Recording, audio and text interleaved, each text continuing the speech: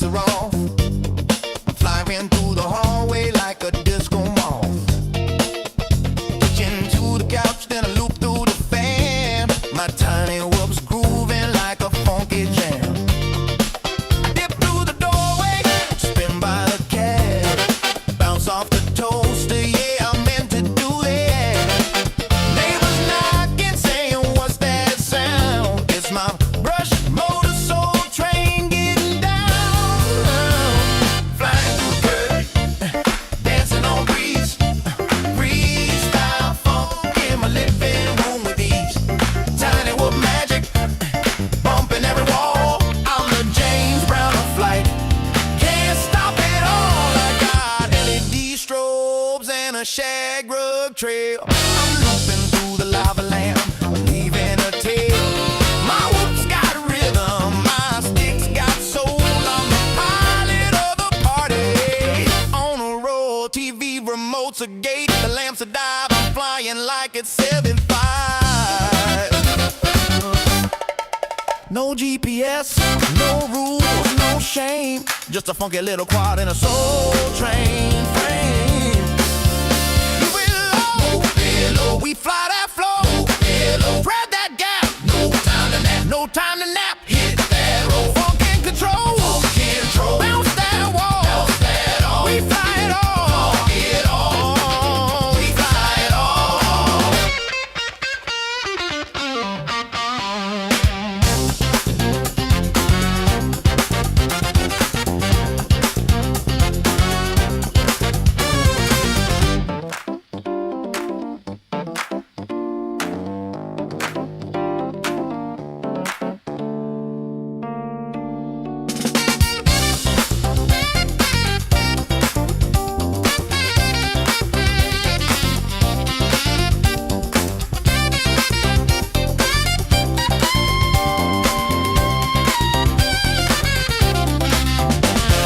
Tiny whoop love, funky and free. We fly indoors, we fly with glee. Whoop it, loop it, groove it, move it, bounce it, flip it, funk it, rip it, fly that soul, don't lose control. Tiny whoop love gonna make you whole. I thread the needle through the vinyl stacks, bounce off the mirror ball, never looking back. My quad's got soul, it's got style, it's got sass. It dips through the incense like a blast from the past. I'm flying figure eights through the lava lamp glow, dodging house plants like a funky pro. My whoop's got rhythm, my stick's got heat. I'm the pilot of the party with the grooviest beat. I loop through the hallway, I dive by the broom. I'm the disco ghost in your living room. I hit that split, it's over grandma's chair. She just claps and says, boy, you got flair. I'm flying freestyle with a velvet touch. My quad so smooth it don't need a clutch. From the shag rug to the ceiling fan, I'm the funky little fly with a master plan. The curtains dancing on the breeze. Freestyle funk in my living room with ease. Tiny whoop magic bumping every wall. I'm the James Brown of flight. Can't stop at all.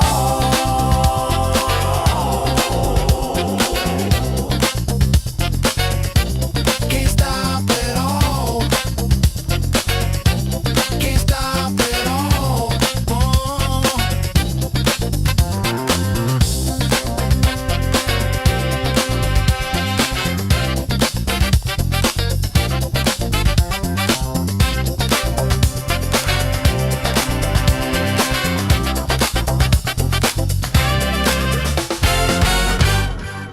Greetings, my name's Aaron Ciotti. Everybody calls me Ciotti. Welcome to Free Inch Friday. You were just watching the maiden battery of the Siren F-35 from Quadmula that we've been building over the last couple of live streams. It absolutely blasts. It's the electronics from this build, other than the ESC, came out of the Grinderino frame, which is also 3.5.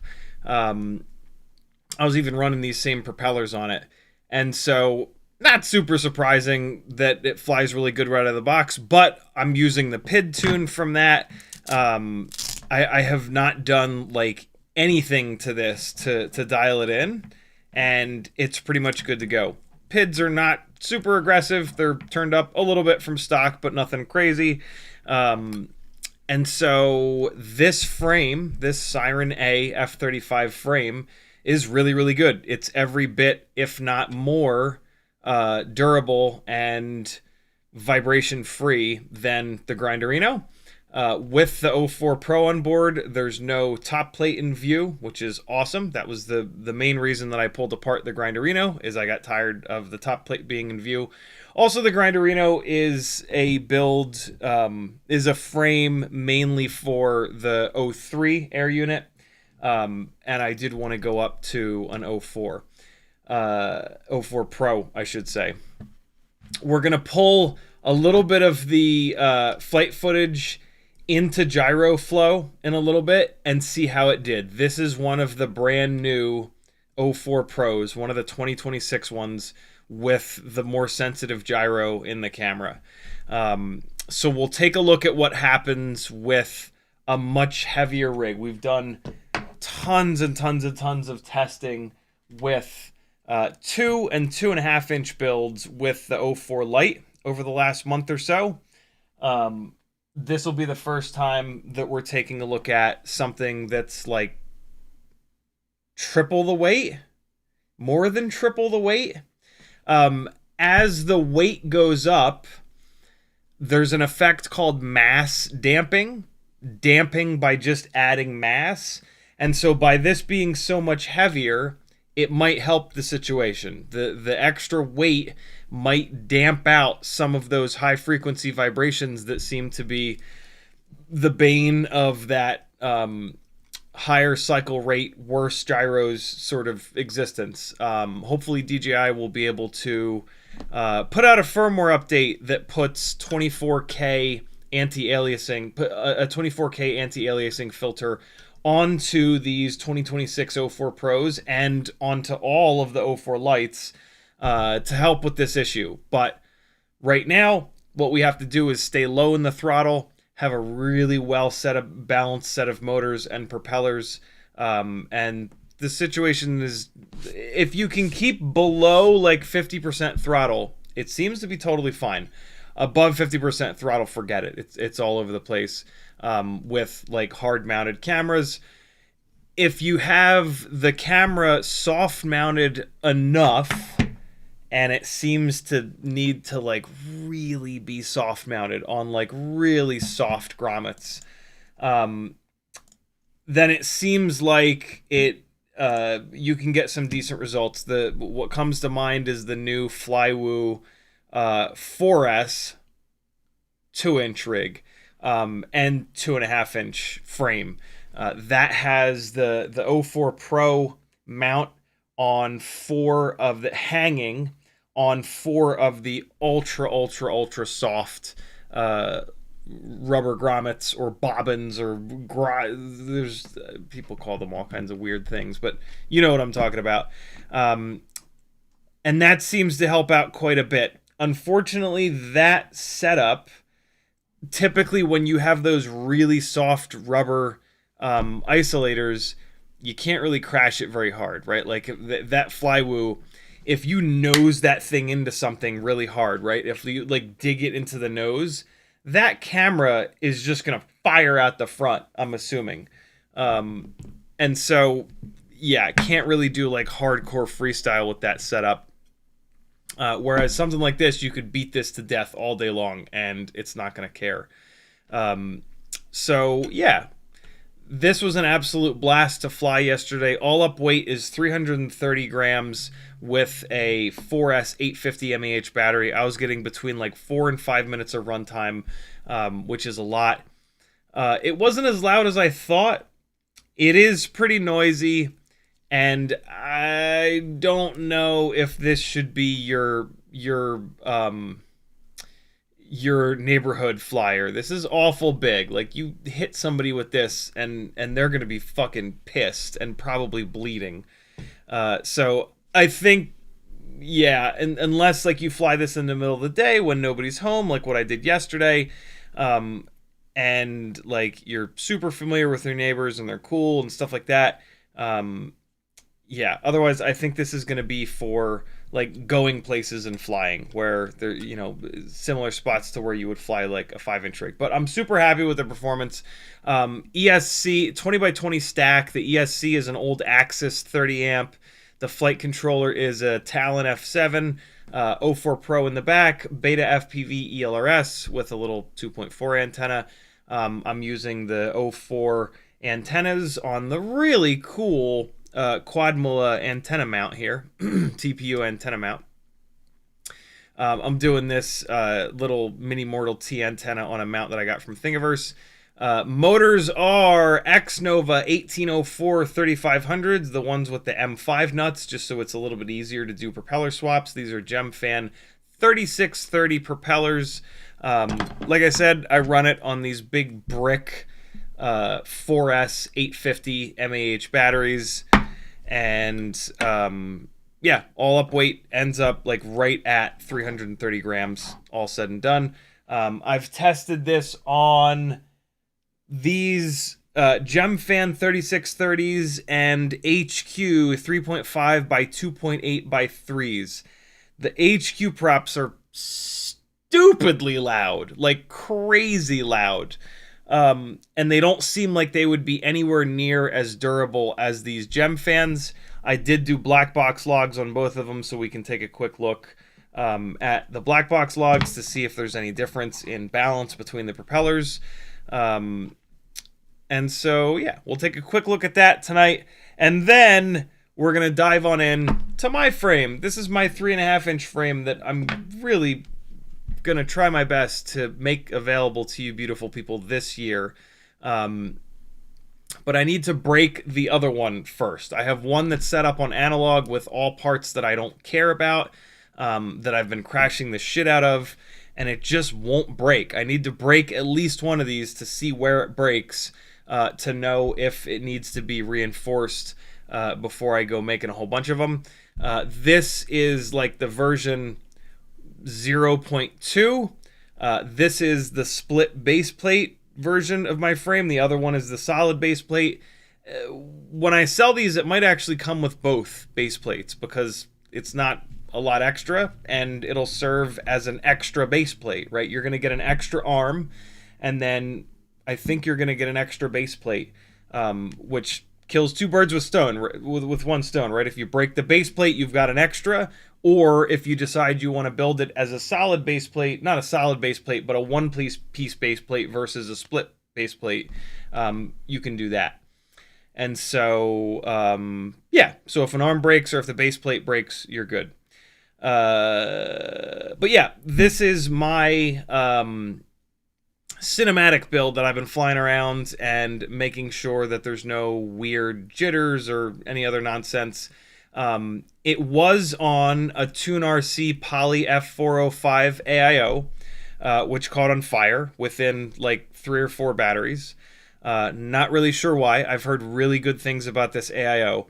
This is a 2 to 4S AIO, and I was running it on 4S on some pretty powerful motors. These are the Oddity RC Spinny Boys 1405 some kV. I can't read anything anymore, man. 4800 kV. These are pretty powerful motors. I might have asked for a little bit too much out of this board. Also, I always preach that if a board is, or an ESC is 2 to 4S, don't run it on 4S. Run it on 3S or 2S. And so, yeah, I was asking a lot from this AIO, and I guess I got what I asked for. It blew up. And so, yeah, I will not be replacing it with another Tune RC board because it just blew up really quick. Like I only got like 5 or 6 batteries through this thing before it blew up, which is just not enough. And so we're going to be switching over to the HD0 Gamma AIO, which was very kindly sent to me by God damn it, I can't think of his YouTube name now. Is he in the chat? I have such a hard time remembering your guys' YouTube names, and then your Discord names, and then your Facebook names, and then your Instagram names. It absolutely kills me. Drublick Mike is his YouTube name. Very kindly sent this over when he realized that these don't have Blackbox in them, and he wanted to have Blackbox on a couple of rigs that I helped him buy through our Fiverr sessions. And so very cool of them to send this over. It is going to drive me insane that it doesn't have Blackbox, but I did Blackbox this rig and it was super clean, so we don't really need it. We don't really need Blackbox. This thing is not giving me any weird issues. This will be another rig that we can put up in the air and then take some footage from and drop it into Gyrowflow to see if a 3-inch rig, a 3.5-inch rig, and then these 2.5-inch and 2-inch rigs all have the same problem with the more sensitive gyro, and or can all be flown under 50% throttle and have Gyrowflow work totally fine. That's a hell of a consolation prize, just in case we never do get a fix from DJI on this. When you're flying cinematic in a way that you would want to put it through Gyrowflow, because Gyrowflow has no place with regular freestyle footage, just learn to fly smooth, friends. Gyrowflow is for cinematic footage, and when we're flying cinematic, we're typically flying low throttle. And so being able to just fly these rigs with these cameras hard mounted at less than 50% throttle and get nice smooth results is pretty awesome. And so we'll see if that applies to, yet another build. It does seem to be pretty 1-to-1 though, from what I've seen so far. And so, yeah. I doubt that we'll get through this whole repair because I also have to swap out a motor. There's a chance that the Tune RC blew up because one of these motors blew up. This motor number 2 up here, the windings are completely melted. So either the motor exploded and then that took the AIO with it, or the AIO blew up and that took the motor with it. There's kind of no way to tell. So I'm going to have to throw another AIO at this thing. Luckily, I always buy 5 motors, never, ever, ever buy 4 motors. And so I do have an extra motor. I'll hook this up and start flying this. And if it blows up again, if the AIO blows up again, then I'm going to blame these Oddity RC Spinny Boy 1504 motors. And I will take these off of here and put something else on and get yet another AIO. Happy days. Not so much. What else is happening? I put up a so I'm running some of the old school 04 Pro flight footage through Gyrowflow that I got at the wedding gig exactly a week ago, and Gyrowflow is not doing all that well with it. I'm becoming less and less impressed with Gyrowflow the more that I use it. Initially, I was really impressed that you didn't... Early days of Gyrowflow, you had to screw with a ton of the settings, and it seemed like the workflow was really nasty, and so I stuck with Real Steady Go, kept flying stuff on the GoPro Hero.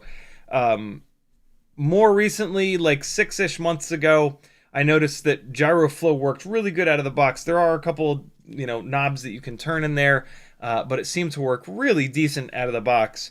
And so I started doing more flying with 04 Pros under the assumption that gyro data is gyro data. Gyrowflow is similar enough to Real Steady Go. I can probably get the same results out of it.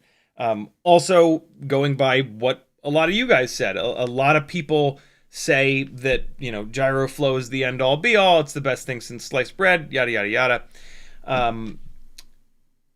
Every time that I've used it on footage that's not freestyle, footage that is flown very flat, very smooth, very cinematic,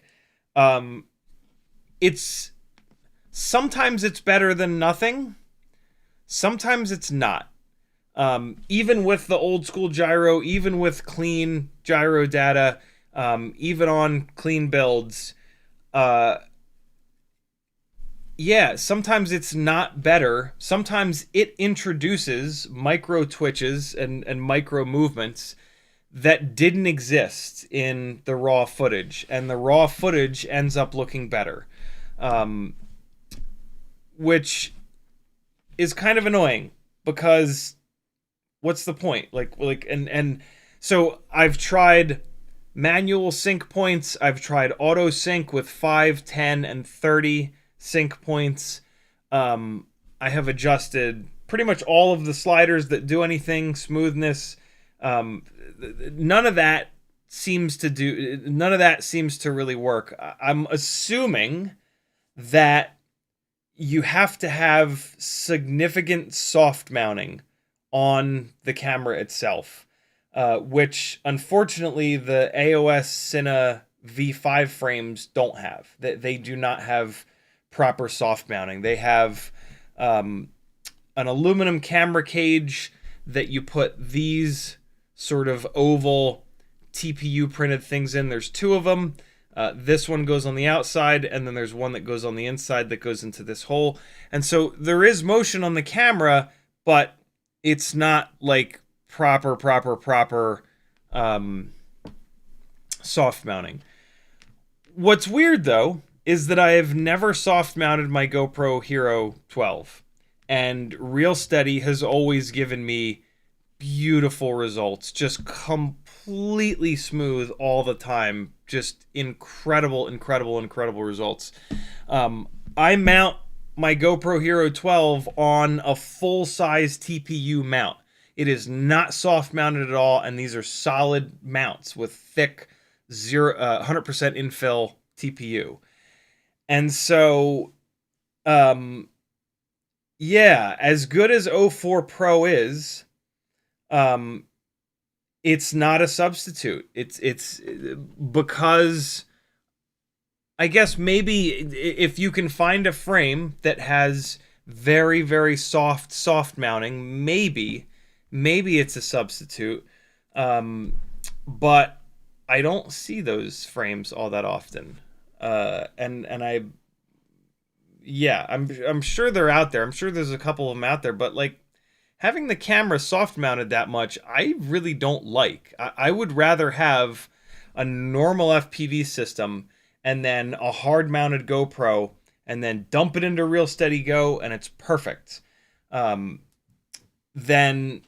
all the uncertainty of like 04 Pro with like some sort of soft mounting, but not like too much soft mounting, and then like God forbid you crash and the camera rips the soft mount, like yeah. So I don't know. I was really excited to kind of get away from having to carry a full-size GoPro, but 04 Pro, even the old ones, it's just not good enough. There's just the combination of having to find a frame with super soft mounting, and then you can't really crash it. And I don't know. I guess I'll start looking for frames that have a completely separated camera cage, and maybe give that a shot. But like, yeah, I don't know. It's weird. I don't necessarily understand why the gyro in the GoPro is apparently so much better than the gyro in the 04 Pros, to where a hard-mounted GoPro is no issue whatsoever. But the either hard-mounted 04 Pro or slightly soft-mounted 04 Pro is. You know what I mean? Like, that doesn't make a whole lot of sense to me. But kind of doesn't matter. This is the situation. This is where we're at. You know, I just sort of have to deal with it. So yeah, it's back to carrying around GoPro Hero 12 on all of my gigs. I really can't fly the 04 Pro if it's not going to smooth out properly in Gyrowflow. I did post on the Gyrowflow Discord like 6 or 7 hours ago. I was really hoping that the main guy, what's his name, Adrian Eddy, would take a look at it, and I know that he's seen it, but yeah, I posted it 1 minute after he did, so I know he was on there. Maybe I'm sure he gets a lot of requests to look at people's flight footage, and so yeah, maybe he's busy or something like that. But I don't. I'm not convinced that I'll get any help over in the Gyrowflow Discord. Cole FPV took a look at it, and he's getting the same thing. So yeah, I don't think there is a way to fix it in Gyrowflow. I feel like Gyrowflow just isn't as good as Real Steady Go, which, like, to be honest, is not super surprising. Real Steady Go has been around for 5 or 6 years, and it was a paid product, right? And so they were able to do tons of R&D to absolutely dial Real Steady Go in, and it's actually so good that GoPro bought it. Gyrowflow is free software. It feels like it's kind of sort of open source. It's incredible that it's as good as it is, but yeah, it doesn't seem to be anywhere near where Real Steady Go is when it comes to, like, stabilizing all the way to where it's absolutely smooth. It looks like it was filmed on a gimbal. That's what you get from Real Steady Go without really having to do anything. There are barely any knobs or dials or switches in Real Steady Go. You just kind of dump your footage in and hit export, and it's like golden. So yeah, that's yeah, kind of is what it is. Again, it's a miracle that Gyrowflow is as good as it is, to be completely honest. Look, I'm gonna be a good social media person again. Look what I can do. I hit the button once and it always takes a picture because Instagram is the stupidest application ever. Live streaming for the next, like, hour and a half. Come on over. We're rebuilding this. We're taking some look at some flight footage from this. We're going to talk about this. Coming over to YouTube. Live streaming for the next, like, done. Push this button. Push. Why is everything in a different spot every time that I go in here? www. What's this website that we're on? yerbturb.com/CiottiFPV. Look at me. I did the thing. See that? I did the thing. This is what my Instagram always looks like. It's just all motorsport stuff with a couple FPV things here and there. So yeah, that's the deal. Let's take a look at some Siren F-35 footage in Gyrowflow. I'm really excited to see how it is. So the current setup is on GemFan 3630s. I really like these propellers. Let's take a look at them first. So let's pull this over like this, and let's pull Gyrowflow over like that. And so here is the 2026 DJI O4 Pro hard-mounted flight footage. The way that I do these flights is I make a 90-degree right turn and I go full throttle to basically see on a full battery what kind. I see problems already. To see what kind of RPM I get. Look at big power. And of course Gyrowflow goes apeshit as soon as I do that, and it's doing it on the way up, which is not a great sign, but that's actually not that bad. Oh, that's pretty bad. That was not as bad as what we saw on the 2-inch and the 2.5-inch rigs, but this is still a mess. It looks like it's having a harder time in the middle of the throttle than full throttle. But regardless, this isn't nearly as bad as what we saw on the really small lightweight rigs, but this is still completely unusable. So the next thing that I do on these flights is I fly up and down the street at 30% throttle, 35, 40, 45, 50, 55. So that first pass was 30. This is now 35, and at that 35 it looks totally clean. Here comes 40. Totally clean at 40. That's awesome. Here comes 45. Ooh. Okay, 45's the limit. That's nasty. Wow, it goes straight to hell at 45. Here's 50. It's pretty nasty at 50 as well. Here comes... Ah, okay. Well, let me just make sure real quick. Let me make sure I'm getting those numbers right. So, first pass is 30. Here we go. So this is 30. It's a mess right now, but give it a second. Here's 30. Yeah, okay. Well, wow, it's not loving 30. Weird. Okay, so we were right. 35 and 40% throttle. It's fine.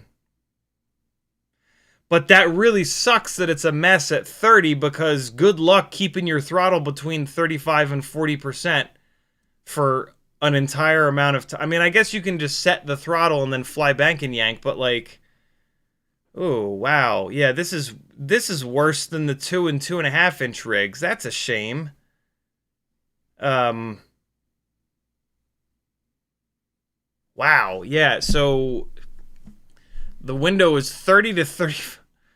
The window is 35 to 40% throttle. That's pretty unrealistic. Wow, I didn't expect that. I expected it to be better. Geez. Okay. Let's try the optical flow trick. So if I come in here and nope, I don't need that. It's up here. It's up here. All right. So if I come in and I take this flight file and I do copy and then I do paste. And on this copied file, I'm going to change it to MKV. That's going to strip out the gyro footage. I've been looking at this footage, so I do have my lens profile in here, DJI 04 Pro. And so now I can take this MKV, which doesn't have any gyro footage, gyro data in it, which you can see down here. I can come up here to synchronization, click advanced. And for the, well, oh man, this is going to take a while. That's okay. We'll look at some Blackbox logs while it's crunching. Processing resolution I'm going to leave on 1080p because it does a better job when you put it on 1080p than 720, but it takes a little bit longer when you do this. And then I'm going to hit, what do I hit? Auto sync? I think I hit auto sync. Yeah, hit auto sync, and now it's going to do optical stabilization only. It's going really fast, but it usually slows. Okay, there, it's slowing down. All right, so that's going to use just the optical sync stabilization, and that gets rid of a lot of those issues. I'm very curious to see what it's going to be like, but it takes quite a bit of time. So we're going to let that run. While that's running, we're going to fire up Blackbox, and we're going to take a look at the difference between GemFan 3630 propellers and HQ 3.5 by 2.8 by 3. And so eventually Blackbox will open up here. Also, I screwed up. I do have goggle footage, but it doesn't have the OSD in it, which is very weird because I did have it set correctly. I don't understand what the deal is with DJI's goggle footage not recording the OSD. It seems like you have to. So the setting in the settings, it's in the camera settings, and then I think you got to go into advanced. It's record goggle view, and I think it's called that. It's like the second function, and it seems like the default setting is on, but then it doesn't actually record your OSD. What I've had to do, and I forgot to do it this time, is I have to turn it on, and then I have to turn it back off. It's very weird. And since it was off this time, I didn't think to turn it on and then back off, but it just didn't work. And yeah, I don't know. Everything in FPV is excruciating all of the time, and it makes me want to just stab everyone in their face. So luckily this is through the internet and I can't reach any of you, and so you're safe. Here's the Blackbox log from the GemFan 3630s. We're going to click this button right here to view the analyzer display. That's going to open this up. Then we're going to click the little zoom. I'm going to go up to workspace. I'm going to drop down to noise plots. This is Mark Spatz, UAV Tech's workspace. It is awesome. So now we are looking at the gyro scaled roll data. And so gyro scaled roll, this looks really good. This is very quiet. If we go to gyro roll, this is after the filtering, and it is extreme. Why is it not working? Why does nothing work ever? There we go. It is extremely clean after the filtering. Over here on pitch, gyro scaled is a little bit more noisy. That's pretty typical. We usually see a little bit more noise on pitch, but this is very, very clean. If I click gyro pitch to include the filters, it crushes everything. And then on yaw, here's gyro scaled, the raw gyro data, and then here's after the filters, super clean. In terms of seeing if a propeller is well balanced, I think that using gyro scaled yaw is our best bet. But I don't like to do it in here. I like to click the type of spectrum and change it from frequency to frequency versus throttle. This gives us one more data set in here, and this is called the waterfall graph or chart or whatever. And this is very clean. I can already tell you that the GemFan 3630s are a very clean propeller. But what's really important is comparing one propeller to the next. And so that's what we're going to do here. This is the GemFan on yaw. Here comes the HQ 3.5 by 2.8 by 3 on yaw. And we're going to see if this gets better or worse. Or maybe nothing will fucking work. There we go.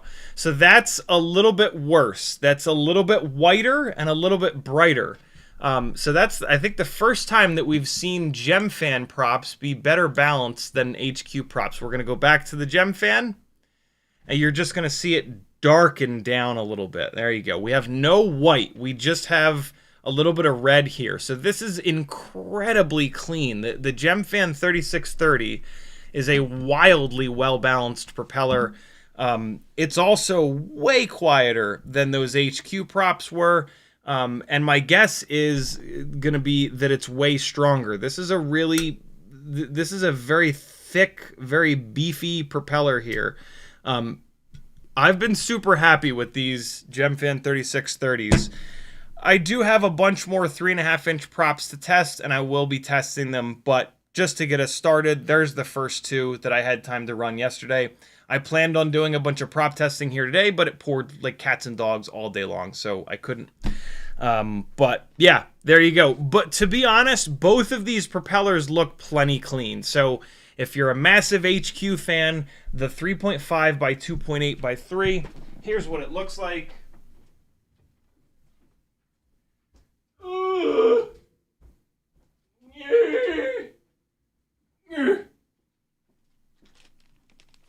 So out of shape. Here's what it looks like. It's kind of an old school propeller design, if I'm honest, and it is M5 nut only. It's not a convertible hub propeller like the GemFans. And so, yeah, this is the blade profile. It's a much lighter propeller, which is why I can tell that it's not going to be nearly as durable. It does look nice and strong here where the propeller meets the hub. A lot of times, my main complaint about HQ props is that they've got their hub and then they've got their propeller, and they just like ram the propeller into the hub. They don't round it out at all. GemFan always rounds out where the propeller blade hits the hub, and that little bit of extra material makes a massive difference. a lot of HQ props don't do that, and so what you end up with is a propeller that always bends the blade at the hub, and that's the worst place you can bend it, because that's where it's going to want to then break, and that's when you lose a quad. This propeller has a nice roll-off between the blade and the hub, and so that's going to help it be a lot more durable there. It's just that the blade itself, as you can see, is fairly thin, so you're going to get better flight performance from it being lighter weight, but it's probably not going to crash as good. If I do that same kind of test on the Gem Fan, you can even hear the difference, right? Like that's what the Gem Fan prop sounds like. Here's the HQ prop, right? Some of that resonance, in fairness, is coming from the fact that these are bolted to motors on arms. But still, this is a stronger blade. You can just kind of tell it when you push on it. So yeah, but again, these are a significantly lighter propeller. Patrons, you have access to a whole bunch of tool tips, is what I've tagged it on the Patreon channel. In those tool tips, there's a bunch of spreadsheets. One of those spreadsheets is called FPV weights, and there are like hundreds of different weights on here. I've got, at the moment, it looks like 130 or so different propellers that I have weighed on the exact same scale in here. And so if I go into the 3.5-inch section, the Gem Fan 3630 is not in here. Yes, it is. It is in here. The Gem Fan 3630 is 1.93 grams per propeller.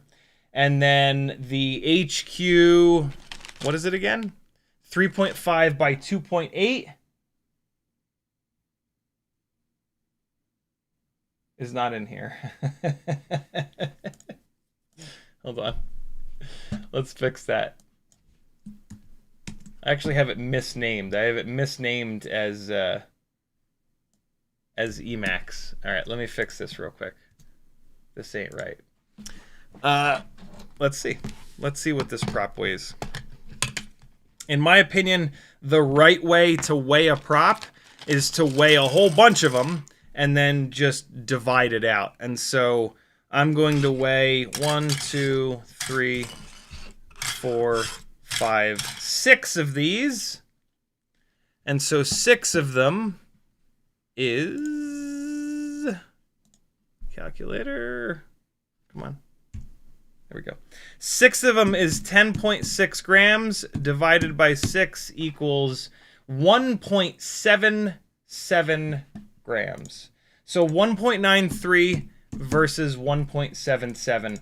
Not as much of a weight difference as I thought, to be honest, but definitely not nothing. 0.2-ish grams difference. You'll see that. You'll see that in ability to handle prop wash. That being said, the Gem Fan 3630s absolutely gobbled up all the prop wash. They flew beautifully. The combination of those propellers on the X-Nova 1804s is really, really nice. And so I will not be running these HQ propellers. They are just way too noisy. And I don't think that they're going to be as durable as these. So these propellers are out for the time being. I'm going to test a bunch more. The only other propellers, though, that that I can see performing as good as these 3630s are going to be the Emacs Scimitars. Here's the problem, though. I don't even know if they're called Scimitar. It's the Emacs 3.5-inch prop. The problem is, when Emacs first came out with their 3.5-inch prop, it was a Gem Fan style convertible hub. Emacs 3.5-inch plop. And so the first like 4 or 5 sets of these that I bought, I could run on M5 motors or T-mount motors. At some point, they changed the hub design, and they changed it to T-mount only. And so I have like 4, I think, sets of these. They are called Scimitar. 3.5 by 2.8 by 3 Scimitar propellers that have the convertible hub. And that's it. I've never been able to find them before. So if any of you have these propellers, can you please look at them and see if you have any of the ones with the convertible hubs? If you're willing to sell them, I will absolutely buy them for you. I would love to have some more of these with the convertible hubs. There aren't many. There aren't many 3.5-inch props that you can M5 mount. Thank God these GemFan 3630s are as good as they are, because I have a really nice prop option for this rig. But yeah, there are some other GemFan 3.5-inch props that are convertible hub, but they are lower pitch than these 3630s. There's some 3525s and there's some 3520s. They're probably going to be too low of a pitch, too thin of a propeller for this big, this heavy, this powerful of a rig. And so, yeah, it's the propeller situation in 3.5-inch props for M5 nut mount motors kind of sucks. For T-mount motors, there's loads of options, but yeah. As usual with micros, we are limited by manufacturers. We're limited by part selection, which is kind of frustrating, but that's been the name of the game with micro FPV for the last decade. Tiny whoops, fortunately, have gotten enough love and attention where we do have a situation where there are multiple good products that we can choose from. But the rest of micros still seems to be in the dark ages of like, there's one product, there's one propeller that drastically outperforms the rest. So you either run that one or you're stupid. It's kind of frustrating. By the way, the other quad mula sitting here, this is the Siren F-3.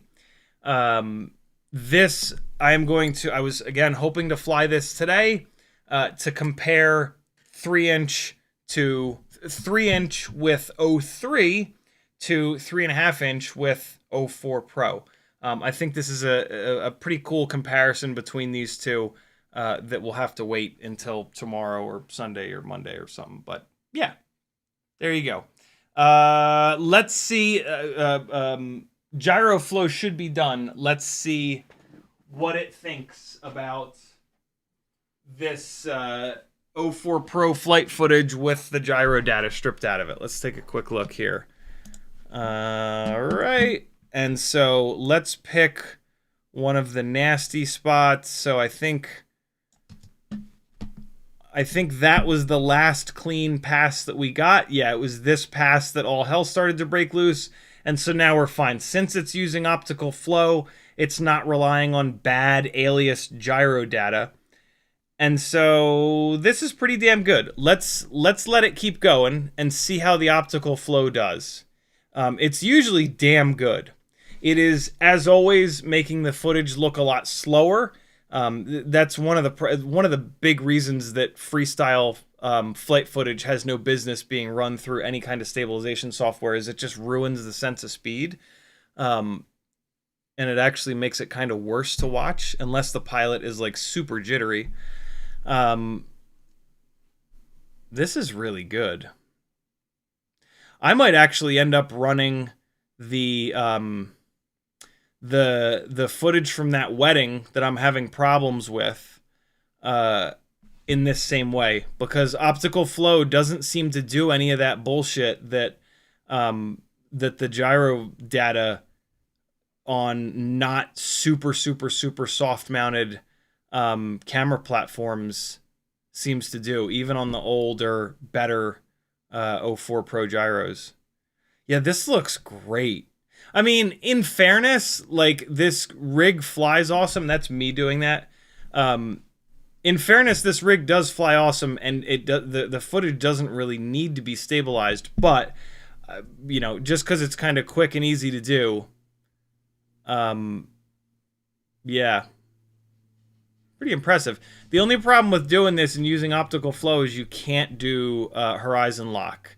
And I always deliver footage with the horizon locked to make it easier for editors to incorporate it with gimbal flight footage. So that really sucks that I'm not going to be able to do that with the wedding footage, although I only got to fly like 2.5 batteries before I got shut down there, and so kind of the perfect situation to realize that this is a problem.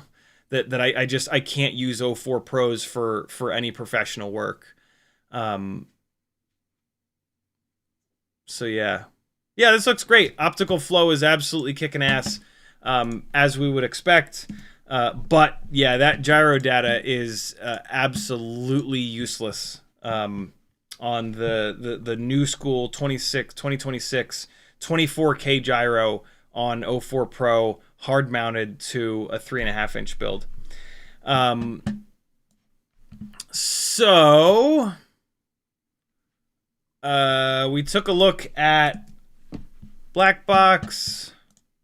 I think that's everything that I wanted to look through. Here is that same flight file, but without any stabilization. Just as an example of the fact that, yeah, you should not be running freestyle flight footage through any kind of stabilization. Build the rig clean and then learn to fly smooth. And yeah, I mean, I can just immediately tell there's a better sense of speed here, not having like it kind of stabilized out. And so here is raw flight footage from the Siren A on 1804s. There were a bunch of spots where I dropped it into its own wash and it just absolutely ate it all up. I'm doing, you'll see it when I'm cruising like that and it looks like something weird is happening. I'm cycling the throttle up and down. The CG balanced out really, really nice front to rear on this as well, which is why when I was cycling the throttle just now, it looked like something was happening, but you kind of couldn't tell. It was because just the elevation was changing. It wasn't bobbing the nose up or the nose down. Yeah, no stabilization. I mean, I'm flying like I'm not flying great here because I'm trying to do all of the test things that I do. Now, yeah, so now I'm actually flying a little bit. Now I'm not doing weird random throttle tests. The throw on this thing is awesome. That little throttle blip there, the fact that it threw all the way out across the street and I had to fly it back with the throttle into the street, that's what we don't get from the 2 and 2.5-inch sub 100 gram setups. This feels like a big, heavy 5-inch rig in a small space. I would love to be able to fly this in this space all the time, but it is a little bit too loud. It is a little bit too heavy. But like the flight characteristics of this thing are awesome. It's like the weight kind of softens things up a little bit, and so it's not as like razor sharp, but it does have enough power to just accelerate in a heartbeat. This was really fun flying this during the day yesterday, but yeah, like I said, I cannot fly this beyond like 5 o'clock when the neighbors have come home from work. It's just too sketchy. I don't even really want to fly this beyond like 3 o'clock when the kids start to come home from school around here. Here's one more. So this is now with the HQ props, which performed pretty much the same, but just a little bit more flight footage for you. Oh, actually, you know what? Let's run this file through. Let's see if the HQ props did any better than the GemFan props. It doesn't make any sense that they would because they were worse balanced, but just for the sake of argument, let's drop it in here. It is going to use the gyro data, and so let's just see. Here comes the full throttle hit.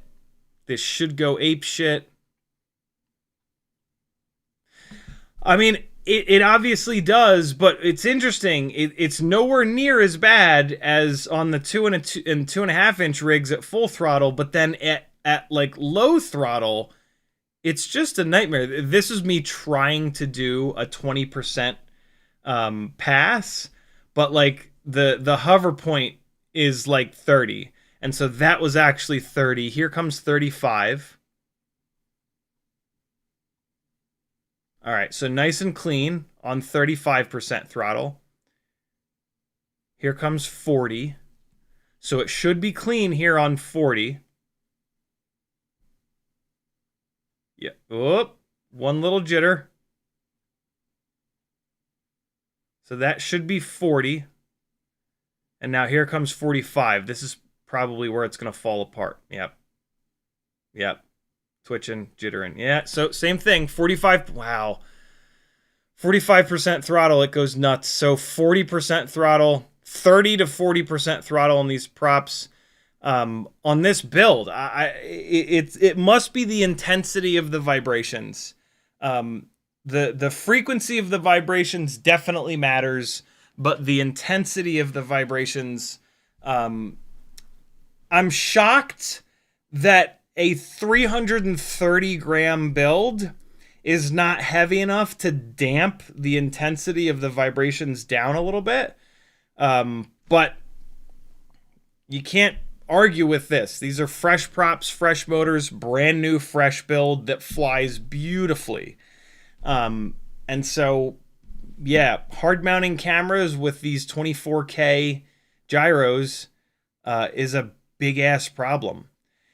And then it seems like if you're going to soft mount the camera, you have to like really, really, really soft mount it, because the wedding flight footage is from the AIO Cine 30 V5, which does have a camera cage with a big chunk of TPU meant to be a soft mount setup. And it's practically no better. It's almost worse in a way, because it's that flight footage is introducing weird stuff. This, like at 30% throttle, 35% throttle, this was perfectly smooth. At I don't know what throttle, that other flight footage is having twitches like introduced into it. And that's on the older gyro at either 4K or 8K. So really weird results lately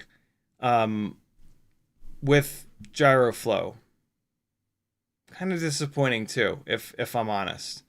But you know, this is the situation that we're in. Doesn't seem like there's a lot that can really be done about it, so we just have to find the gear that actually works, and right now that is for cinematic work, that means it's a GoPro Hero 12. That is the right tool for any cinematic work that you're actually going to charge money for, unless like you have to have a sub 250 build or something like that. But I mean, even in that scenario, realistically, you're going to want to do a naked GoPro, because the 04 Pros are just not going to give you that completely smooth footage. I mean, it depends, right? Like what do you want to deliver to your clients? Do you want to deliver perfection, or do you want to deliver something that's just okay? If you're okay delivering footage that's just okay and it's somewhat stabilized, sure, 04 Pro. But don't do that, because that's a good way to not get hired again, you know? People expect footage to not be vibrating all over the place and twitching and rocking in a very unprofessional way. So yeah, in the chat, Sporny was first, Uke was next, Fizz, Mr. Clean. Stop scrolling me to the bottom, YouTube. Mr. Clean, Jimmy the Cow, Frank Dr. Nicholas, Levster, Uriel, Dagul. Jesus Christ, every fucking comment is scrolling me to the bottom. What is happening? Jimmy Sprinkles, Johnny V, YouTublius CS, FPV Toast, Freebird, C2C, RSO Rick, Chef Bruno, Really Good Bad Boy, Dannon, Charlottesville Drone, Ryan Sadat, Flycadelic, Cole Guzman. Two different people. I think I got everybody. Aletop, What's up, friends? Thanks for coming. Type CiottiFPV if you want to talk directly to me like Jimmy the Cow did when he said moo. Levster says, hey everyone in CiottiFPV. Uriel says, I feel shamed. God damn it! Why is this doing this? Why are you scrolling me to the bottom with... Everybody stop typing in the chat for a minute because YouTube has made things even worse, as they constantly do. And so now I can't scroll up at all in the chat. Every single time someone posts, it scrolls me to the bottom. That is so goddamn dumb. Sorry. Euro says, I feel shamed. Your item arrived at the Atlanta, Georgia Distribution Center May 22nd. Item is currently in transit to the destination. Awesome. Don't feel shamed. Euro says, I'm going to prepare your Christmas card. Sounds good. Chef Bruno says, you're familiar with Panda RC? Looks like they were relevant a while back, but do you remember how their VTXs perform? I do not. I don't think I've ever run anything by them. Bruno also says, I'll come get it and try novice crashing it rather than expert crashing like you know how to crash. I can't do this. I can't read any...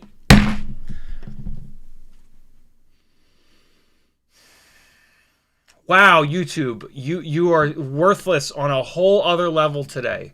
This is incredible. Charlottesville Drone says, I've found that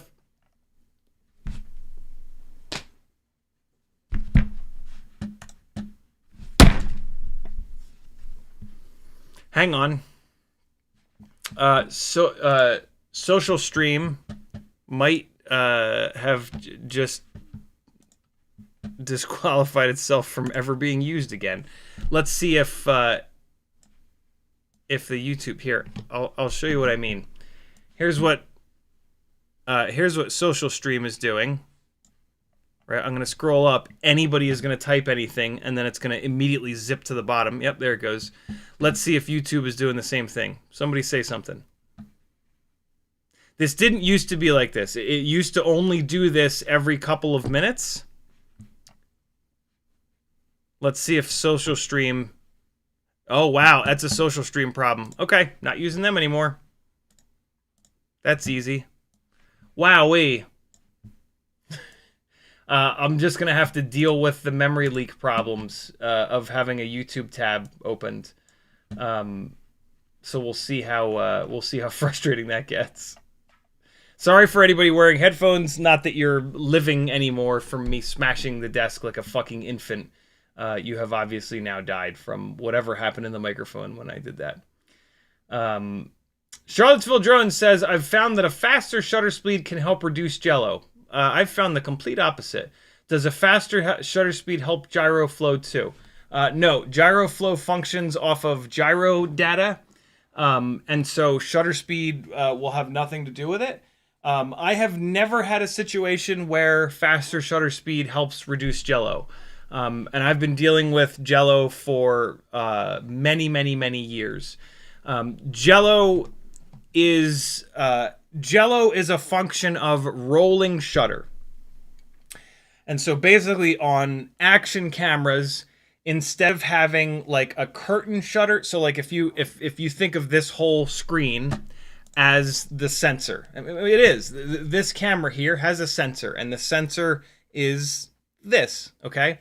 And so what this camera is doing, I don't know what these Micro Four Thirds cameras, I don't know what shutter tech they have, but a digital SLR, for example, a digital SLR has two shutter curtains, and they close from the top and the bottom, and then they close in the middle. So everything is closed off here. Picture everything's closed off, and this is the edge of the window, the shutter curtains rather. When it wants to expose the frame, it opens up, it lets the light in, and then it closes back down, and that's one frame. Action cameras, if they had those shutter curtains, they would explode the first time you dropped them. And so what they have is a rolling shutter, and so it's some kind of a rotating, I don't know how the fuck it works, but it's a rolling shutter that exposes from the top to the bottom. And this is why we have jello problems. Jello shows up as waves.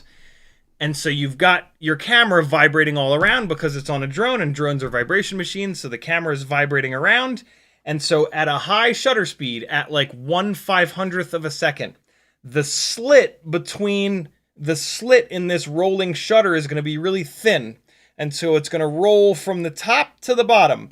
And so you've got a bunch of shaking around. All right, so my head is the image. I'm going to try to just shake my head. And so as it rolls down, can you see what's going to happen? As my head moves left and right, it's going to create these jello-y wiggles. And so that's what happens at faster shutter speeds. At slower shutter speed, the slower the shutter speed, the bigger the gap in the rolling shutter becomes. And so at like 1/30th, 1/60th, 1/120th, the gap is pretty big. And so it's going to come down and it's going to expose a big portion at the same time. And so if you have enough vibrations, you might still get one big vibration, but usually that's not enough for you to actually be able to see it. Where you can really notice jello is at fast shutter speeds where it goes left then right, then left then right, then left then right, and it gives you that full-blown jello thing. So yeah, slower shutter speed is the solution to jello, which means ND filters if you're flying on a cloudless day with direct sunlight. Maybe still like an ND8 if you're flying on a cloud-covered day. No ND filter is typically necessary if you're flying towards golden hour into blue hour, because you will naturally be able to do ISO 100, 1/30th, 1/60th, 1/20th of a second shutter speed, and that shutter opening is big enough that it typically won't give you jello. So yeah, Chef Bruno says, is there a duck? There's always a duck. Ryan Sadat says, happy Friday. Cole FPV says, frequency alone plots the intensity along the y-axis.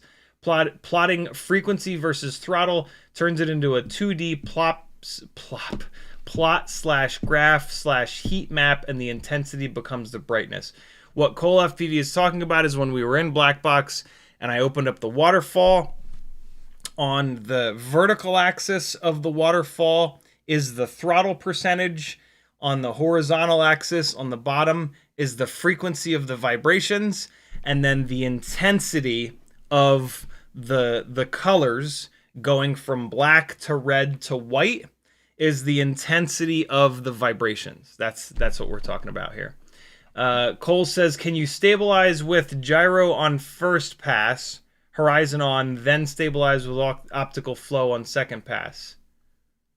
Probably. I wonder how optical flow would deal with the horrible twitchiness that's going to get introduced during the first pass. But yeah, that's probably the only way to do it. What's going to suck about doing it that way is it's going to zoom in twice. But yeah, that's probably the only way of doing it. Realistically, I should have known better than to trust 04 Pro and things that I've heard on the internet. I should never have flown that gig with 04 Pro. But I only got to fly a couple batteries anyway, and so, like I said, kind of the perfect gig to learn that 04 Pro is not good enough for professional work. Now I know. YouTube Blees 977 says, I noticed that you have the 04 Lite at $180. If you get them from B&H, they're only $109. Do you buy them from a different store, or is it there any other reason? So one of the reasons is that YouTube takes a little over 30% of all super chats, of basically everything. So whenever I do a fund, unfortunately, I have to add 30% to it because most people tend to do super chats. I always tell you guys at some point in the live stream that over on CiottiFPV.com is a whole bunch of great ways of supporting me. There's a PayPal button there. PayPal doesn't take any percentage. And so if you would like to donate to something, if you use that PayPal link, all you got to then do in the chat is type, yo, at CiottiFPV, I just did a PayPal for you for your fund, and then I'll add it in there. Also, I think I did this fund in a hurry the other night, and I just typed 04 Lite into Google, and then actually, you can't type 04 Lite you have to just type 04. That was the mistake that I made the other day. And I just randomly grabbed the Get FPV price, which is $139. I'm staggered that B&H is able to sell it for $109.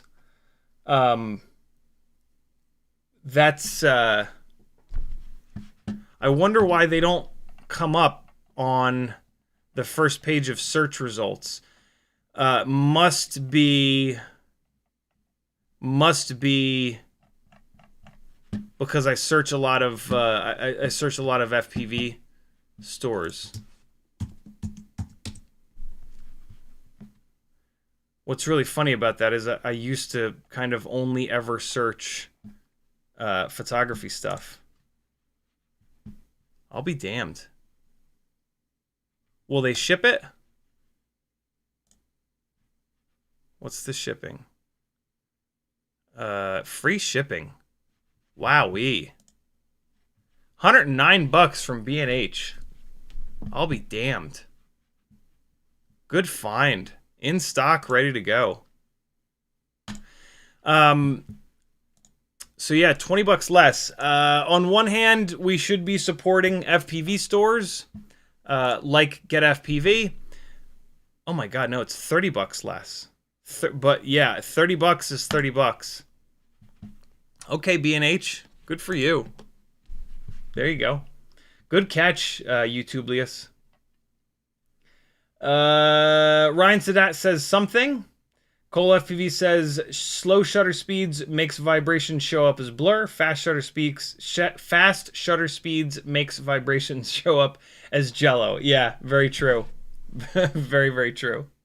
I would rather have blur because blur will look like motion blur, which typically we want in FPV footage. Jello just looks awful, and you just never use footage with jello in it. So yeah, when in doubt, go for blur. 1/30th of a second is treading into dangerous territory. If you are filming a subject that is like a human being, for example, 1/30th is probably going to be too slow. You're going to want 1/60th at the slowest, if not maybe 1/20th. 1/20th is going to be a better idea if you don't want gobs of motion blur. If you're flying something that's slow, you're not going to get gobs of motion blur anyway, but still, 1/30th of a second is really only if the subject is the environment hauling ass past the camera. If there's an actual subject that you're trying to track and you're trying to keep the subject crisp, then 1/30th of a second is going to be really difficult and you're probably going to miss the shot. I would say 1/60th minimum, 1/120th is way safer. If you have an actual subject that you're framing up and trying to keep in the middle of the frame, or just, if the subject isn't just the environment whizzing past, which a lot of times it is with FPV, but not always. So keep that in mind. That is important. Brendan 8008 with a $9.99 super chat. Thank you, brother. He says, I've had two 2G4s do this. Every 20 batteries I take off and have more power, and hover throttle percentage is cut in half. If I replug the battery, it goes back to normal. Have you ever seen this? No. What the hell's that about? The only thing I can think of, if it's cut in half like that, is that it thinks you've plugged in a 2S battery, but that wouldn't make sense. Well, do you have... All right, do this. Here's the first troubleshooting step. Go into your power, go into Betaflight and go into power, and for the maximum allowable cell voltage, put that up. It's probably 4.30 or 4.35 right now. Push it up to 4.4. If it's at 4.4, push it up to 4.5. Let's make absolutely sure that your charger is not slightly overcharging the batteries, and then you would know it because it would, but just do that first and see if that helps the situation. If that doesn't work, I have absolutely no idea what it could possibly be, so you're on your own. That doesn't make any sense. Is it exactly every 20 batteries, or is it roughly every 20 batteries? That doesn't make any sense. That's completely insane. What's even more insane is that you've got two G4s that are doing that.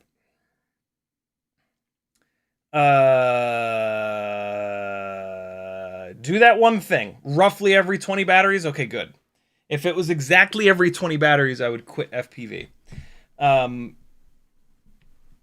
That is super weird, dude. Try that one thing. I don't know what else it could possibly be. Other than just AIOs are going to do AIO shit sometimes. But it's so weird that it's two of them doing that. Dagul loves the visuals. Chef Bruno says, look at the Avata 2 on B&H. The G3 goggles are $500 alone.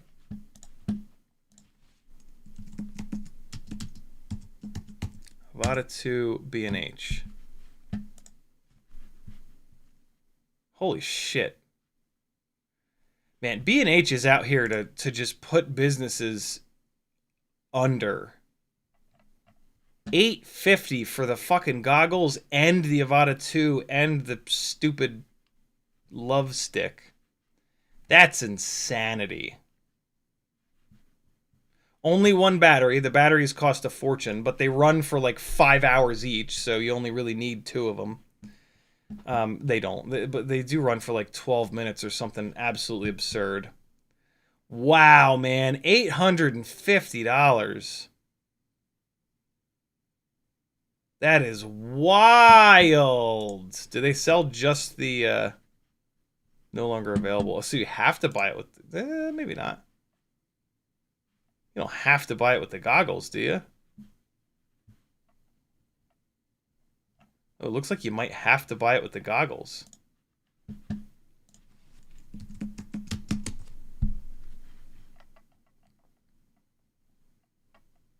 Well, no, it was just, yeah, there it is. Oh God, with the RC2 control. Holy shit, can you really not buy this drone without a pair of goggles? That's the stupidest shit ever. What the fuck? What is this Mickey Mouse shit? What? Oh no, that is the dumbest thing I've ever seen. I guess you're not allowed to have two Avata 2s. You have to have two sets of goggles as well. Okay. Way to go, idiots. That's super... Oh, here it is. Here it is with no... But it's... I wonder if it's DJI doing that. I wonder if DJI is refusing to sell just the Avata 2. That's incredibly dumb. How is this? Oh, this is not the Oh, this is the 360. Yeah, whatever. Yeah, that's crazy. That's crazy on many levels. Matthew Wegner says a 1S, 2S board would set 2 hover points and do per profile cell selection if sold as a bind and fly.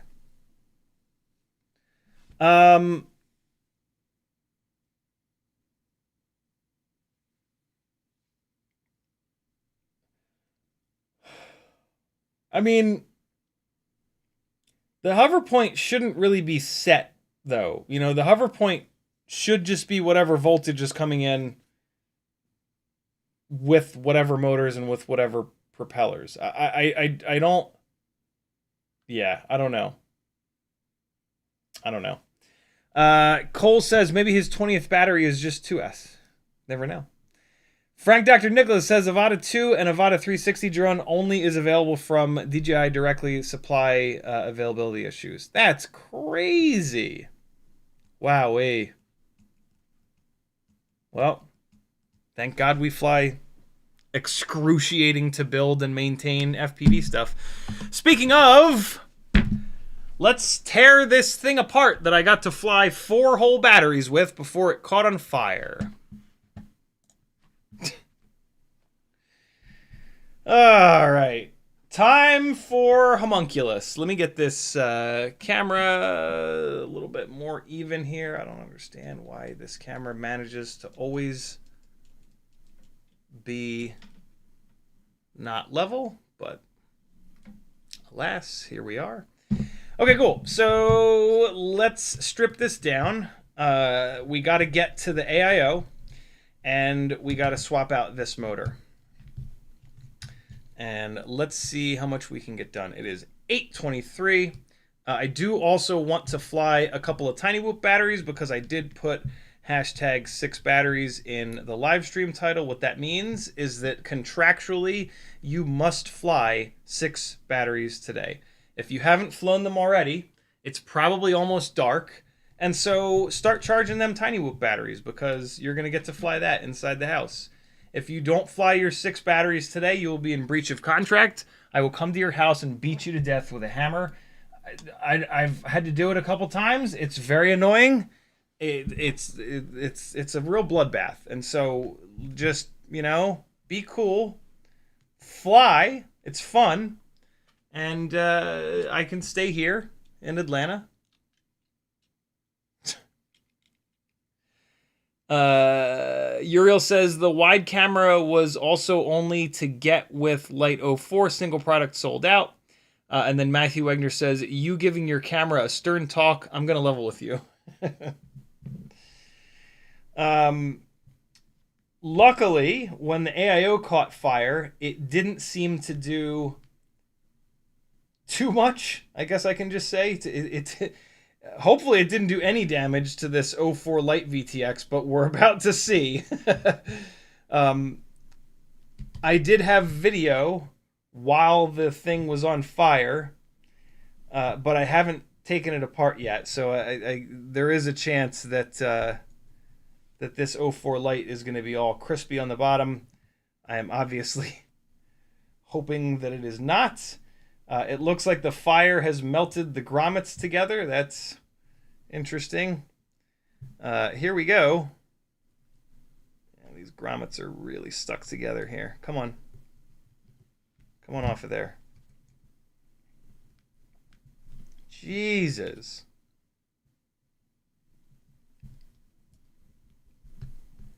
What the hell? Come on now. There we go. Okay, cool. All right, let's see. Oh no. Shit. Well, I'll tell you what. DJI put a sticker and whatever the hell this is in the exact right place. And it looks like that the sticker took the majority of the abuse. Holy hell, dude. This is really impressive. Okay. Wow. Yeah. I mean, we'll see once I put this all back together, but I think this is okay. I think I got away with it. Boy, if whatever this rubbery black stuff wasn't here, I think this AIO would have eaten an 04 Lite VTX, which would have really pissed me off. Look at that, dude. It got so hot that I'm gonna have to. I was hoping to reuse this, but there is no reusing this. It got so hot that it melted the solder off of that cable. That's crazy. All right, so let's fire up the soldering iron. We're gonna desolder these motors. Hopefully the HD0 Gamma has the motor pads in roughly the same spots, so that these motor wires are long enough. So to desolder these wires, we're gonna put a little bit of flux on them. 1, 2, 3, 4, 5, 6, 7, 8, 9. All right, I am also going to, I also might run into issues with the receiver wiring. I have the receiver wiring running pretty close here. So yeah, hopefully I can set the HD0 AIO up in a way that I don't have to rip this receiver all the way apart and run new wires to that. That could be annoying. But we'll see soon enough. All right, let's start getting this torn apart. This sucks, dude. Every single person, I swear to God, every single person had told me that the Tune RC Poly F405 is like God's gift to AIOs, and like it's the greatest thing ever. And then as soon as I did this build in the chat, I think it was 2 people that were like, I don't use that AIO. I've had that blow up before. And I was like, what the hell? Where were you when I was choosing AIOs? And then it blew up like instantly. So like I wonder if everybody that loves this AIO is only running it on like 2S and 3S. And the people that have blown it up are like me, running it on 4S.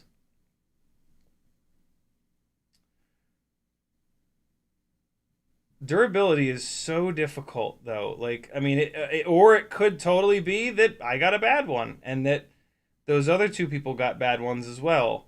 But like, you know, right now, the sample size for this AIO is 1 out of 1. You know, like 1 and 1 have gone bad, and that ain't good. Like. And it's really hard to buy a second of something when the very first one explodes on you, you know? Like, how good could the quality control possibly be if the very first one that I get explodes? So yeah, I don't know. It's tough. All right, one more motor to pop off here, and then this AIO will be free, although I guess I'll also take off the battery leads. They should be fine to reuse.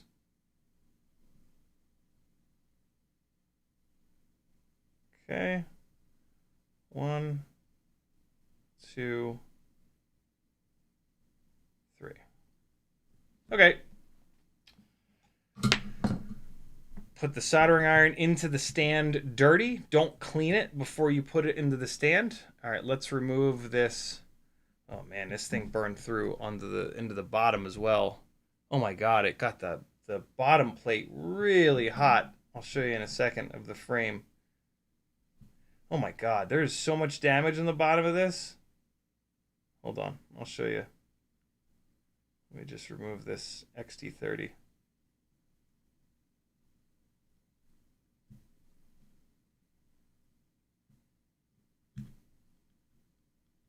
Oh, come on, dude. There we go.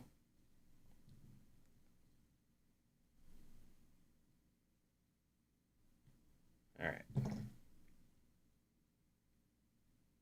this up a little bit. Okay, that's looking good. So, big carnage here. So here's the top of the AIO.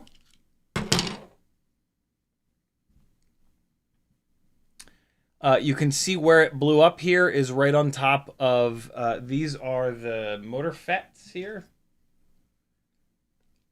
So the motor was soldered up 1, 2, 3. And so 1, 2, 3 are the motor FETs. So if the motor blew up and then it shorted wide open, I can totally see the motor FETs then just pushing against that fucked up motor and getting too hot and exploding. Or if one of the FETs let go, maybe this one looks really bad. It could then maybe have taken the motor with it. Look at the bottom. And look at this guy. What are you doing, friend? Did you just get really hot and desolder yourself? Or did I crash and this popped off in the crash, and then that caused some of the other chaos. I don't know enough about circuit boards to be able to kind of figure that out. I also suspect that there are so many different options of what could have gone wrong that like nobody can really figure that out. So yeah, this is worthless. Poly F405 1.2 looks like the version there. So this is scrap. Here's a better look at the bottom of the 04 Lite.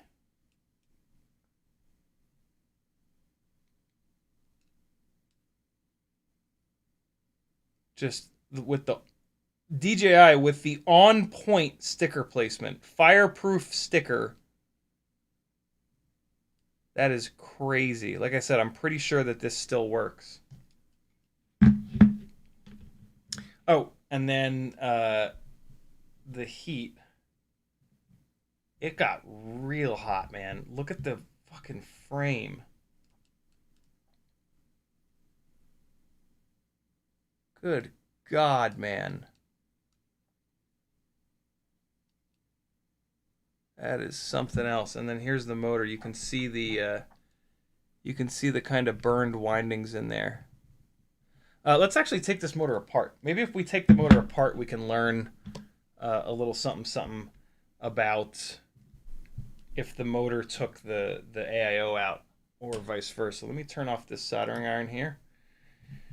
And yeah, this motor has to come off anyway, so let's pull it off real quick and see what we can see. Cole says, DJI got extra lucky putting the sticker on the exact side where the FET blew up. Yeah, man. If you broke a different motor, it would have been game over. Yeah, I agree. I would have been so much more angry if the 04 Lite had shut off during all that. Oh my God. I mean, this is already bad enough. But man, taking a $130 04 Lite out would have been super maddening. I might as well get this electric tape off. I'm not going to leave this on here. This whole fucking build reeks of blown up electronics. And so I'm going to get as much of this residue off of here as I can so this thing doesn't stink as bad as it currently does. Here's how I do that. You can get these black microfibers. They're really, really nice. Just lay one down. You could just do this right on your work surface, but it shoots the stuff everywhere. Just lay that out, and then just toothbrush and isopropyl is like the easiest and quickest way. And you should have alcohol at your little workstation anyway.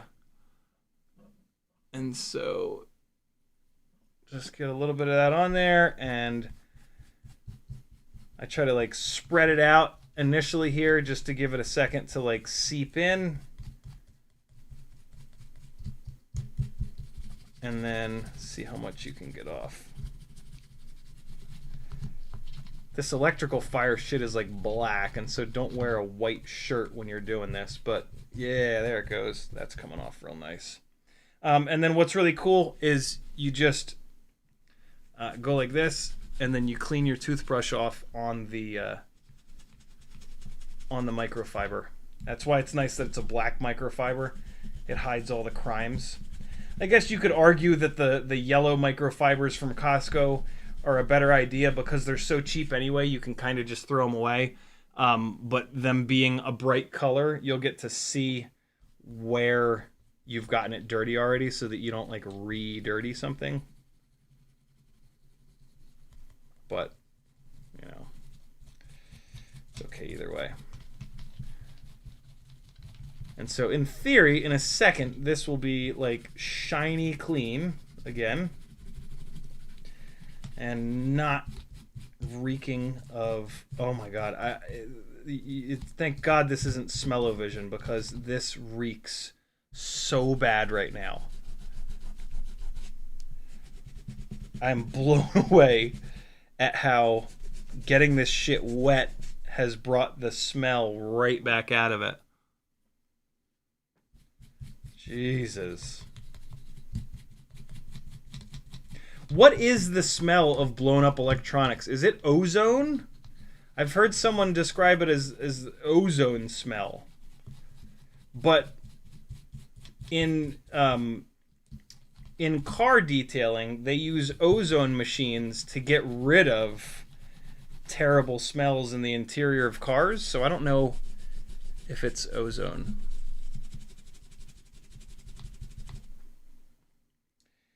Okay, we are good to go. It stinks like absolute hell in here now. Hopefully that goes away, but this is fairly clean now.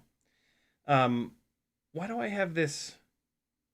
Oh, yeah, I put this piece of electric tape here because there are 2 press nuts on the bottom that I wanted to make sure there was no chance of them hitting the bottom of the board. That's actually something to look at on that. No, I guess we did look at it and there was no contact in the middle, so it's shouldn't have had anything to do with that. And it wasn't even that hard of a crash. Oh, I forgot to clean this. This got all skanky as well. Maybe we'll leave that just as a reminder. Okay, so let's pull this motor apart and see if we can learn anything about, like, did the motor blow up and take the AIO, or did the AIO blow up and take the motor? My hunch is that the AIO blew up and took the motor with it, because it wasn't even armed when it burst into flames. It was, I crashed it into a tree, not super hard, but, you know, crashes can happen at very weird angles. I crashed it into a tree, it fell onto the ground, I turtle moded it gently like I always do, and then in between disarming turtle mode and flipping the switch, it just starts dumping fire. So yeah, very weird failure, if I'm honest. Oh my god, that C-clip is absolutely ridiculously small. Maybe we won't check out this motor, but we will give it a shot here. Let's see. So it's a small C-clip, but it's sitting up on a washer, so I should be able to get it. I should be okay here.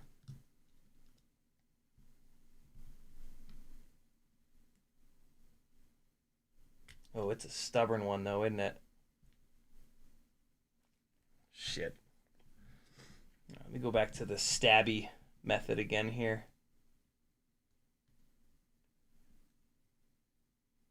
I hate having to do it like this, but sometimes this is the only way. Oh boy. There's a solid chance that I won't be able to get this one. Come on.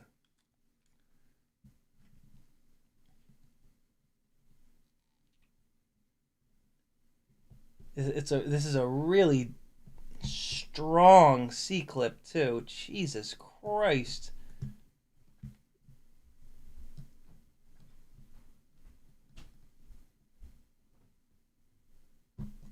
Oh, there it is. Hell yeah.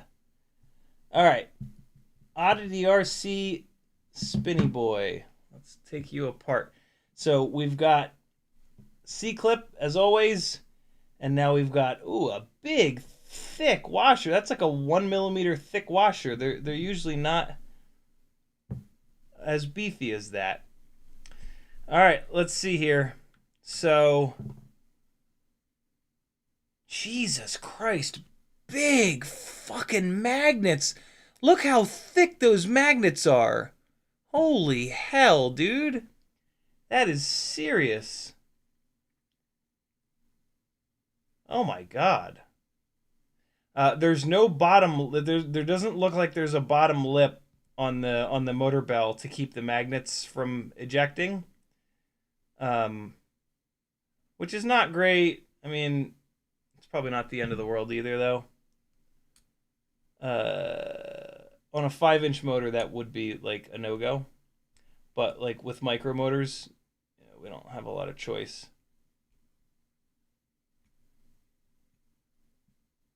All right, that's just the bouncing mud. I just wanted to make sure there wasn't any like anything weird going on in here. Okay, the bell looks fine. It's a little dirty, but looks okay. The stator.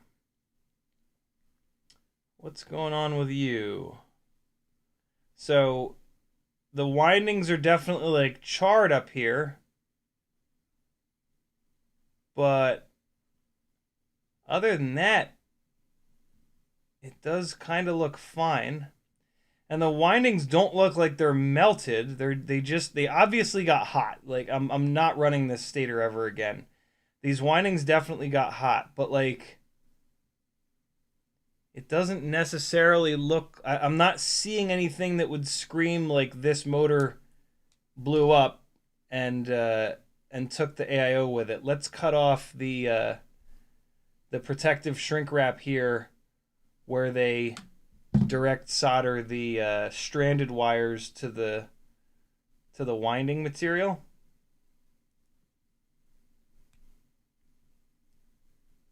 Come on. There we go. All right. So let's see what's up here. All right, there's one. Here's the next. No, this all looks fine to me.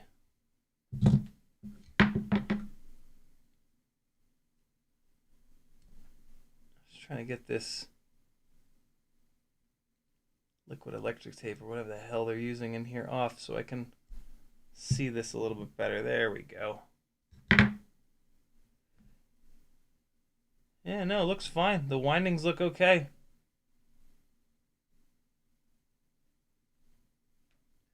Might as well pull this all the way apart. What the hell? It's just going in the garbage. So, untwisting some of this. Detwistification in progress. Curious if I can get this to a place where I can like take those windings off to see exactly what's going on in there. All right, so I've never gone this deep into a motor before. I usually just throw them away and move on.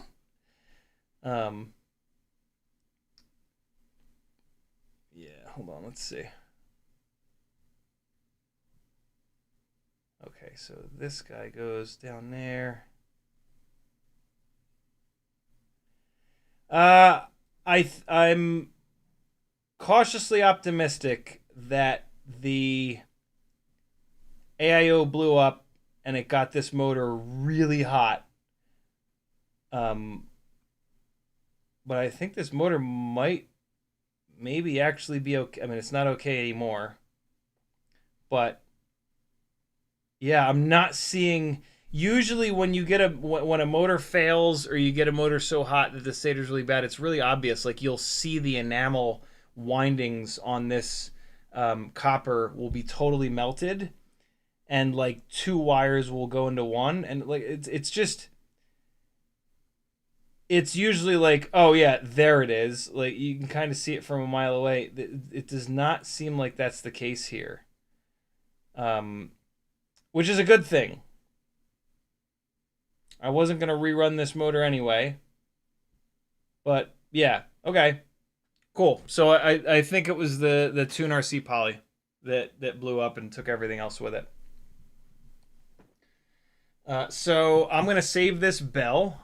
I have an extra bell now. I'm going to put this washer on it, and then I'm going to shoot this C-clip across the room. For a second there, I thought I would be able to put the C-clip back on with my bare hands. You ever meet somebody that has bare hands, or is it just me? All right, so let's put this C-clip here, and then we will shoot it across the room in 3, 2, 1. Hold on. Sometimes these pliers have enough grip. Ah, shit, I lost the little washer. Come on, little washer. Come on, little washer, you bastard. Get on there. Okay, there we go. And then let's see if I can get this. Hey! There we go. Cool. So probably a perfectly good but dirty 1405 Spinny Boy motor. Let me put that over there with the other motors. What's nice is I will eventually bang up one of these motor bells and have to swap it out. And so even though I didn't order 6 of these motors, I still have the part of the motor that most commonly gets destroyed, an extra of the part of the motor that still gets destroyed. So let's move this 04 light out of the way and let's see how this fits here. So this is the HD0 Gamma.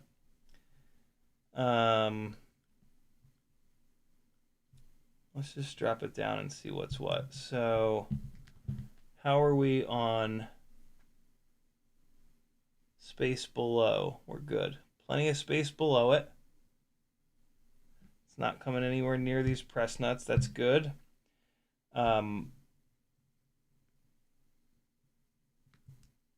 That is a decent spot for the... why did I peel that off? They put Kapton tape on the top of this USB-C port. That's really smart. Because it's conductive. God forbid it hits into the 04 light. All right, now it's back on there. The antenna is here.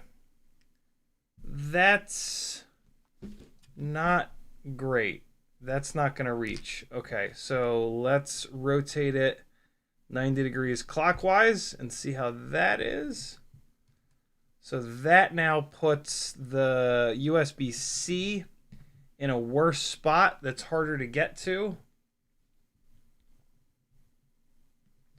But I can still probably maybe get to it, maybe not.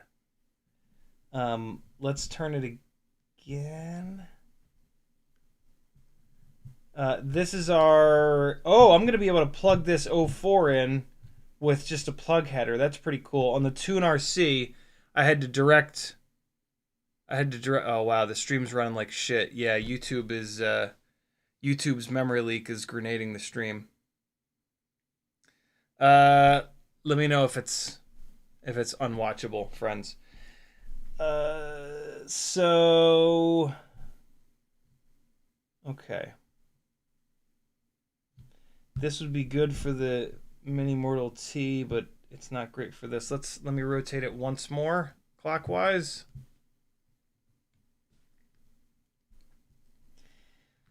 Problem is now that the battery lead is on the opposite side from where I usually want it.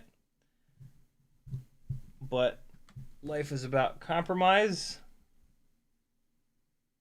And so we'll be okay. All right, so the Immortal T is now over there. Is that going to be long enough? No. How about for... Oh, I don't need this receiver anymore. Right.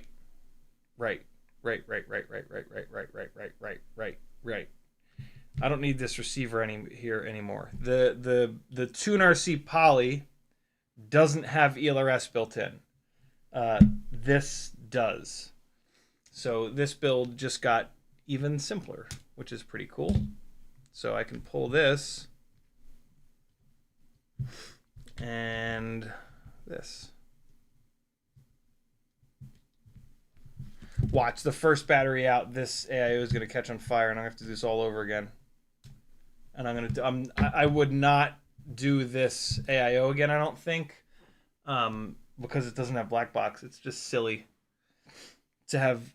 There are AIOs with Blackbox, and so it's kind of crazy to not run one.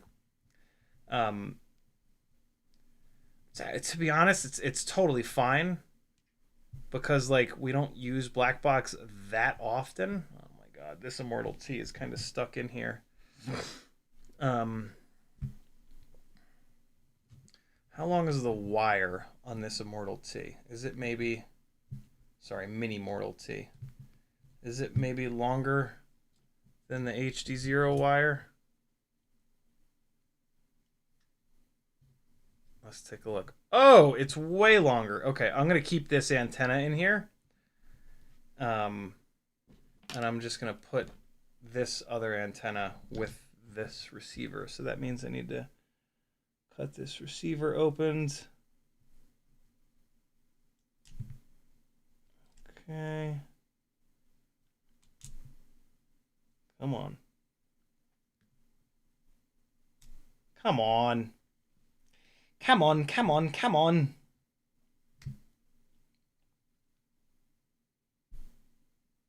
I hate having to cut this shrink wrap off. I always feel like I'm going to fuck something up sticking these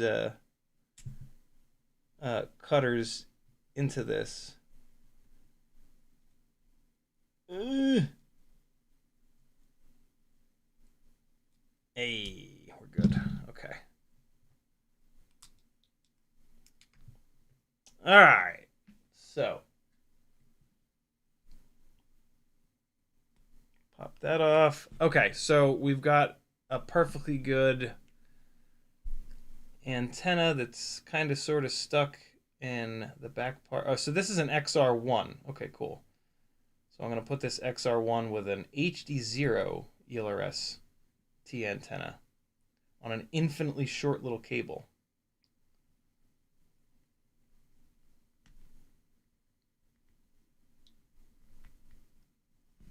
Okay. Sweet. So this build is even easier now. And this wire, this will reach all the way up to the front. Okay, so I can mount this the first way that I had it, which was like this, I believe. And this means the USB port is in a good spot because it's towards the outside here. This plug header, which is going to wire up to the 04 light, is...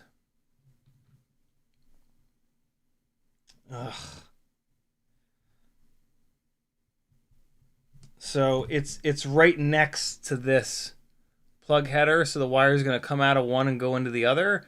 What the hell am I going to do with all the extra wire, right? Like, I'm going to have like a wire like this. And so, yeah, that's going to be a little bit annoying.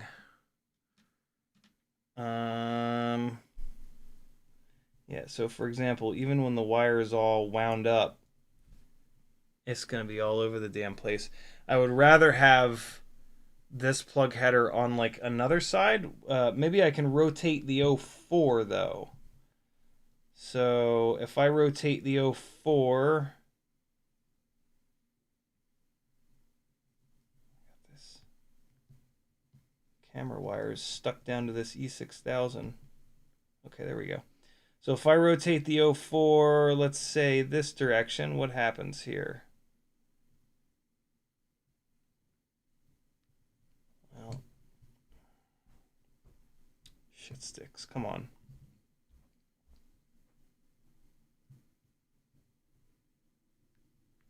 Okay, there we go. Now we're cooking. Yeah. Well, wait, hold on. Why is this all janky?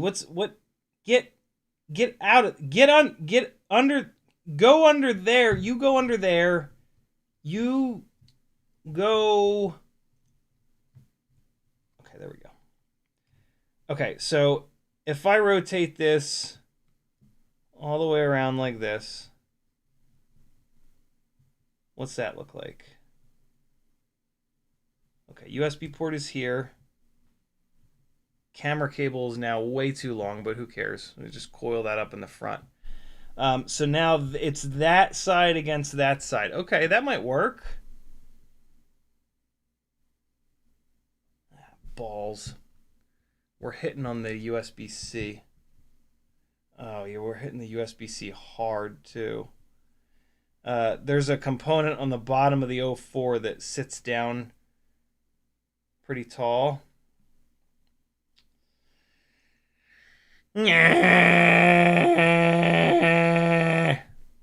Oh, look. YouTube memory leaked so hard that it crashed.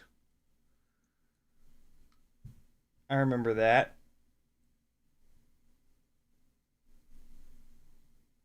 Yeah, that ain't this orientation won't work. Shit. And I'm all out of stack height on this. I mean, I could go to taller standoffs, but I really don't want to.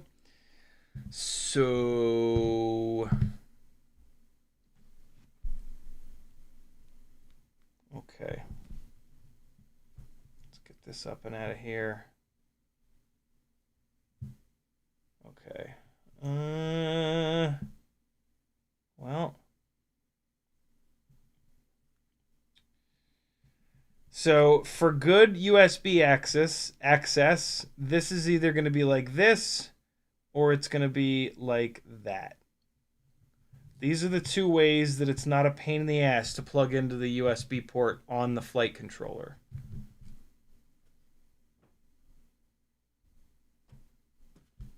And so if I then take this 04 and let's try it like this first. So, okay, yeah, so that's the exact wrong orientation. That's not going to work. Let's rotate it 90 degrees here real quick. All right, so 90 degrees. Let's see what this looks like. All right. And so now...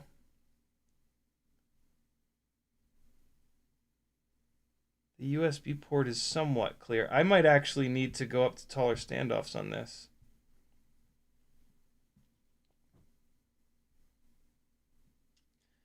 Because I can't really go any lower on the AIO. And there's a component that's about to hit this USB-C, but the rest of it is clear. Let's just keep rotating the 04 and see if there's an orientation that does work. So next would be over like this. And now I think when I do this, I have both of those plug headers right next to each other. I do indeed. Oh, and also that component smashes into this now. It smashes into this plug header now. So that won't work.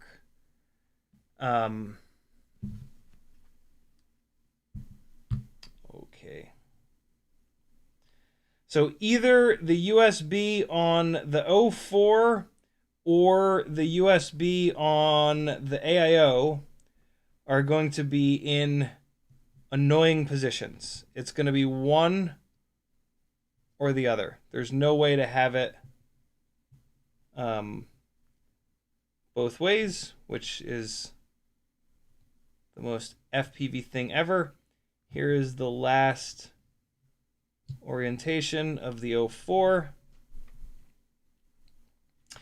I would rather sacrifice the location of the USB plug on the 04 Lite than on the flight controller, because the 04 Lite really only needs to be plugged in when it gets updated, and that doesn't happen all that often.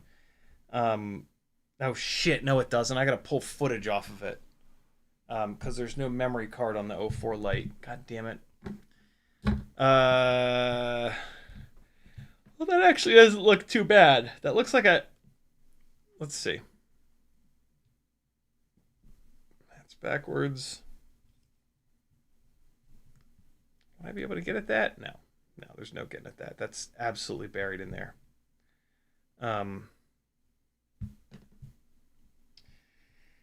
Well, shit.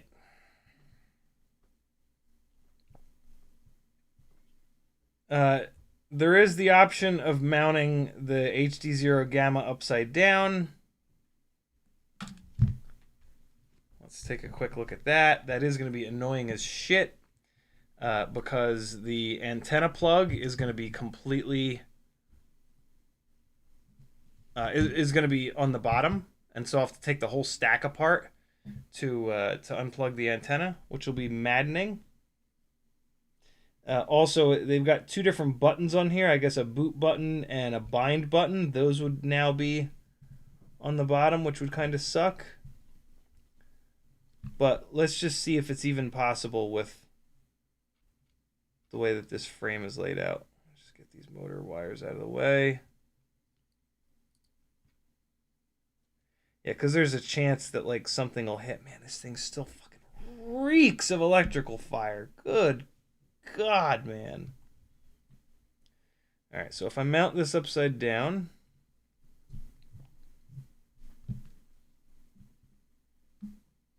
oh my God, the USB-C is like all the way down. Oh, Jesus.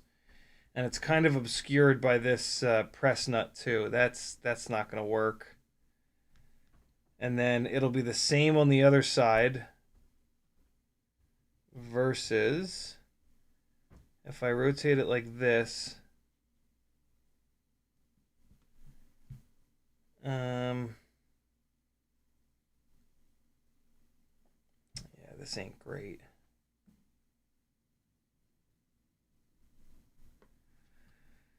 Woo-wee. Tight build.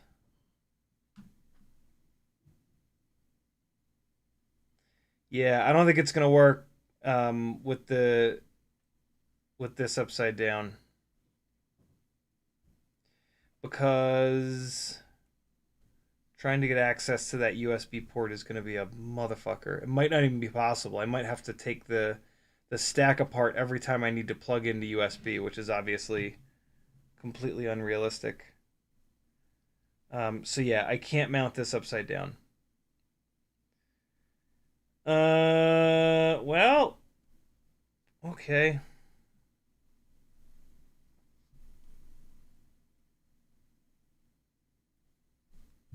Hey, it's 9:05. I don't have to make this decision right now because the live stream is over. Yay! I legitimately don't know what I'm going to do about that. I will let you know when I figure it out, probably on the next live stream, which is going to be Sunday at 3 o'clock. Let me get caught up on chat, and then we will all go enjoy the rest of our Friday nights. Well, let me relaunch chat because YouTube is the worst website on earth when it comes to doing anything of... when it comes to creating anything live.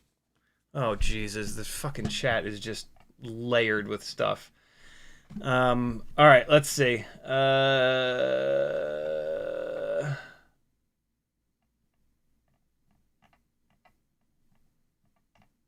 the hell were we here? So, what do we got? Sporny says my 04 looked the same, but everything still works. Yeah, Sporny had a fire as well. Cole says, wait, is that a walk snail antenna? No, HD0.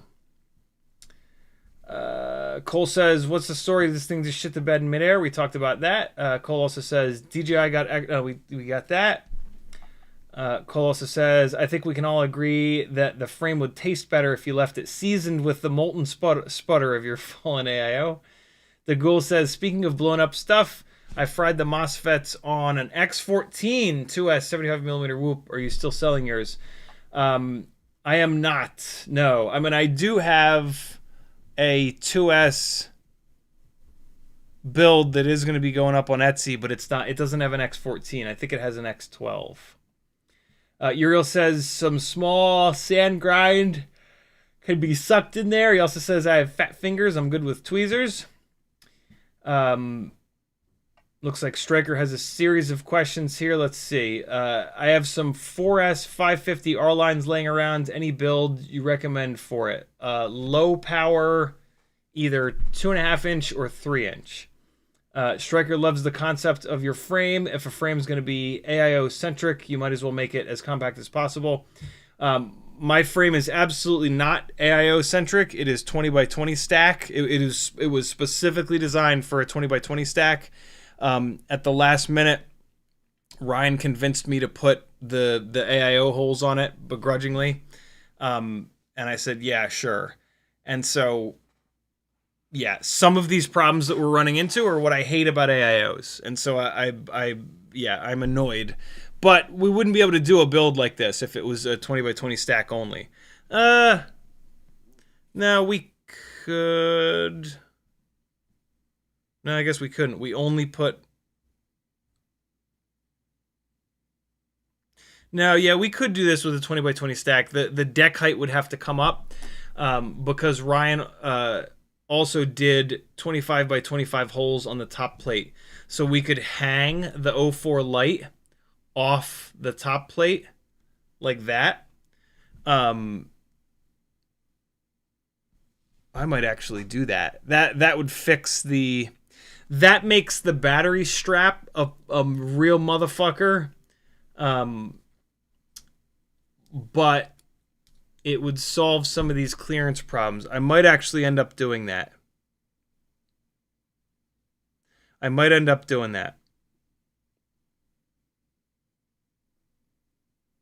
We'll see.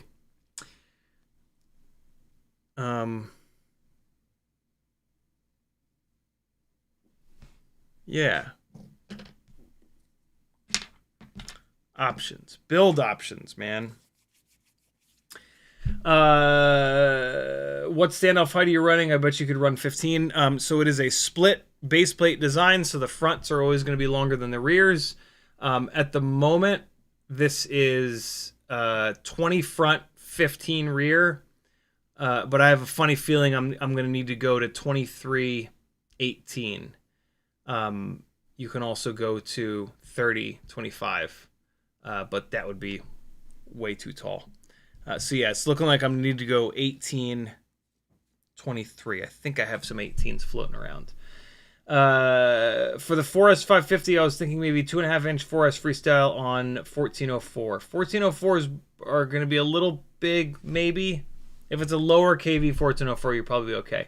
And then Mike K says, ordered 8 RC in power, 1202.5, 11,000 KV motors, X12 GNB 380s 2S for Kayumi. That battery might be a little small. You might want to go up to a 450.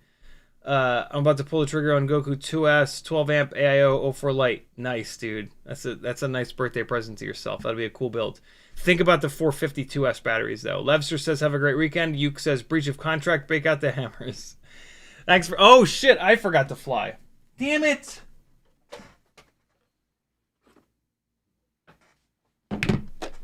We're going to fly 2. I'm going to fly 2. You're going to fly 6. What do you think of that? I'm going to fly something different for a change. Let's go with a 1.4-inch prop setup. This is the Mobula 6 2024 transplant. Weebleed 0702 32,500 kV motors. The 35mm S props, Meteor 65 frame. The only way that this 1.4-inch setup works is if it's super lightweight, and this build is super lightweight. And so we'll do 2 real quick. Thank you for the reminder. I would have totally forgotten. Here we go. Maybe I won't be able to get the battery plugged in. Ah, there we go. All right, people, I hope you have a wonderful Friday night and Saturday. I will see you again on Sunday at 3 o'clock. But for right now, we fly.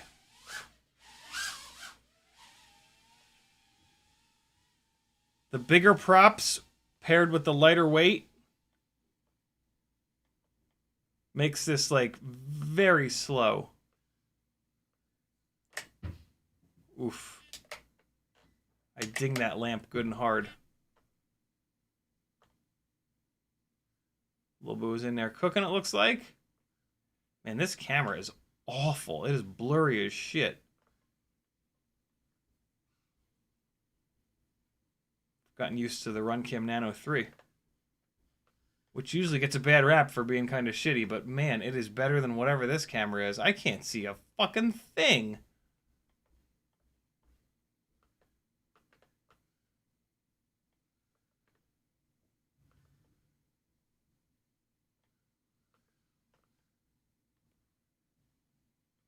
Just kind of concentrating a little bit because I can't see anything.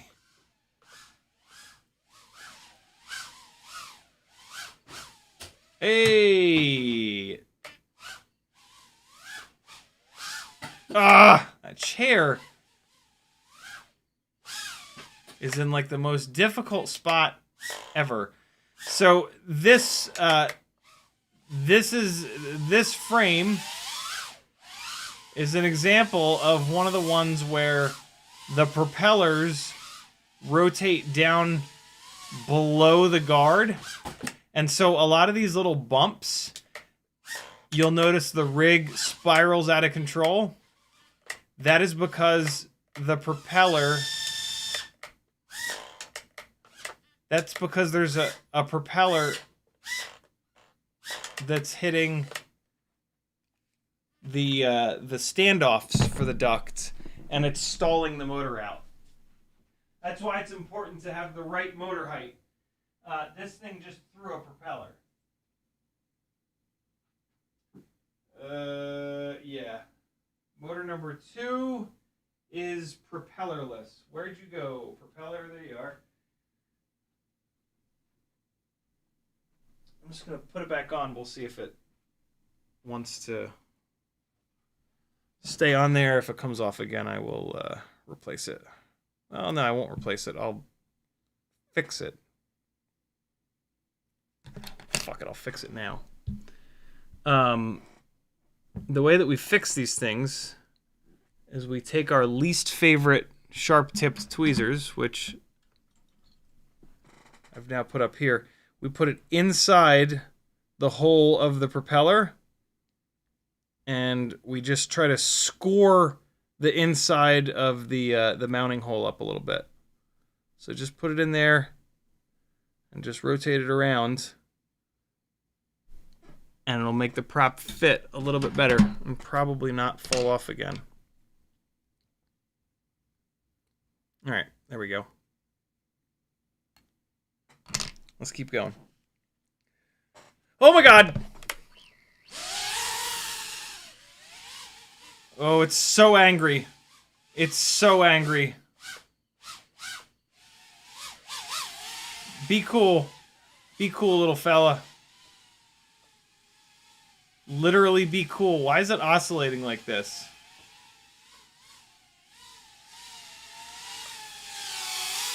It's not gonna cool off if it doesn't stop oscillating like this for no fucking reason. What are you doing, Quad? Okay, something ain't right. Let's go into turtle mode, spin each motor up. Oh my God, motor number 1 is ruined. Motor number 2 is fine. Holy shit, motor number 1 is absolutely wrecked. All the oscillations just hammered ass this battery.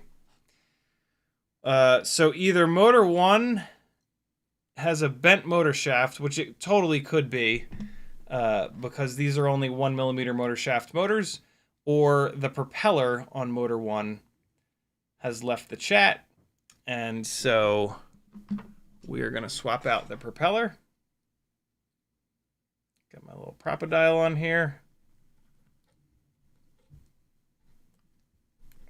Ah! There we go. Propadial on. Hold the base of the motor and pull. No big deal. All right, let me get another 35mm S prop going here. There they are. What do I need? Left side high. Left side high. How do these props fit without being drilled out? Let's see. Too tight. I can already tell. I only barely started to put it onto that motor, and it's already jammed on there. Let's get it off. Come on.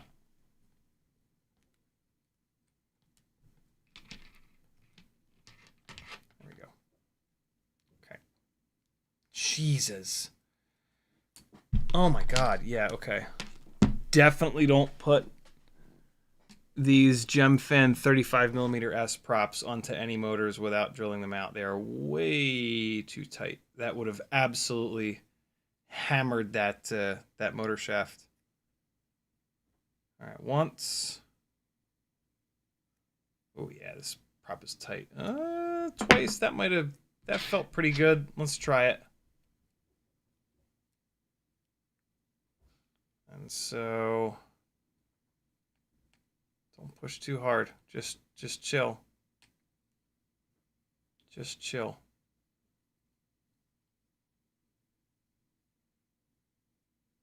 Nope. Too much. Too much. When you start pushing too hard, stop. It's not worth it. You're going to wreck the motor. And a lot of times these motors, you can't buy them individually. You got to buy a 4-pack. So don't cost yourself $40 by being stubborn. Take it back off.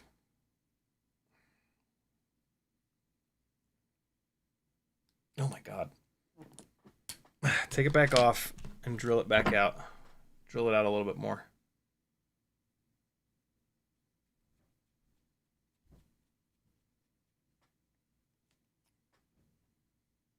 Okay, I'm going to hit it twice more.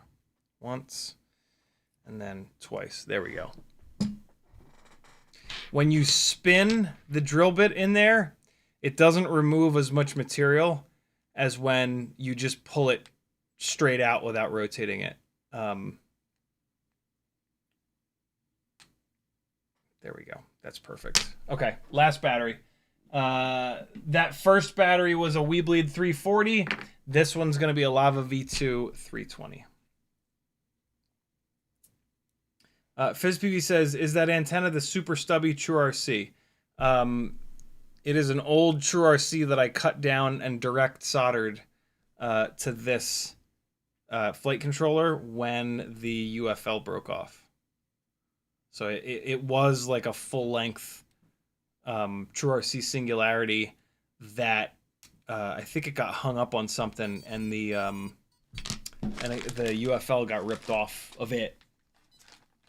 So many UFLs getting ripped off.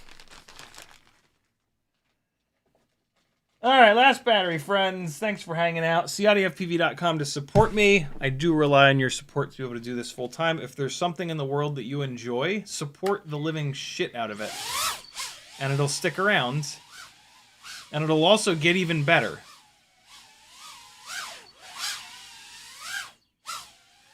The response time on this rig sucks. But it's got these big old propellers and it's nice and lightweight. And so it's like slow and floaty and like really fun to fly.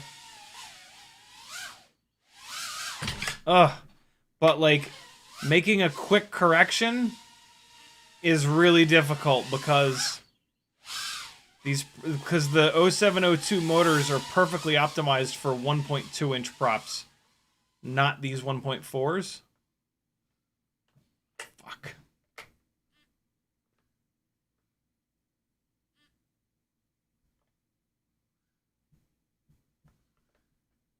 Oh shit! Caught on the fan. Oh my God, Teddy. Oh shit.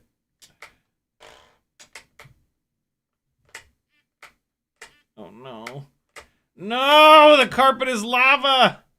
Help me! Oh no, it's stuck in the carpet. Thank you! That's how I say thank you, apparently.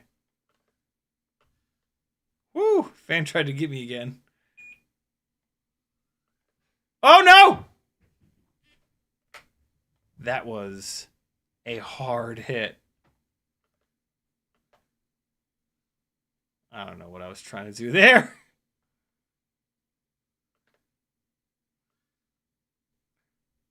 The speed, just this, like, cruising speed of this thing.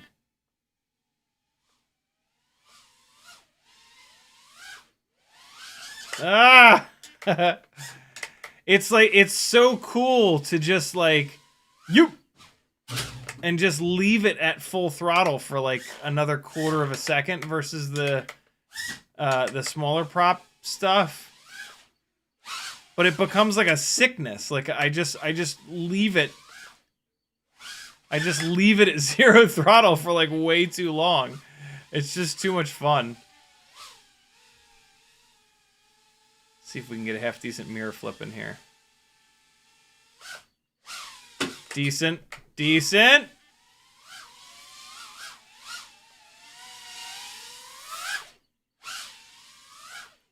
Oh, yeah. Ugh.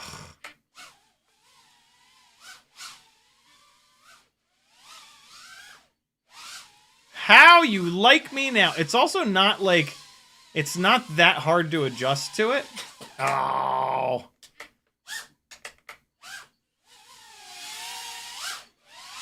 These 1.4-inch builds are very fun. They're very specific.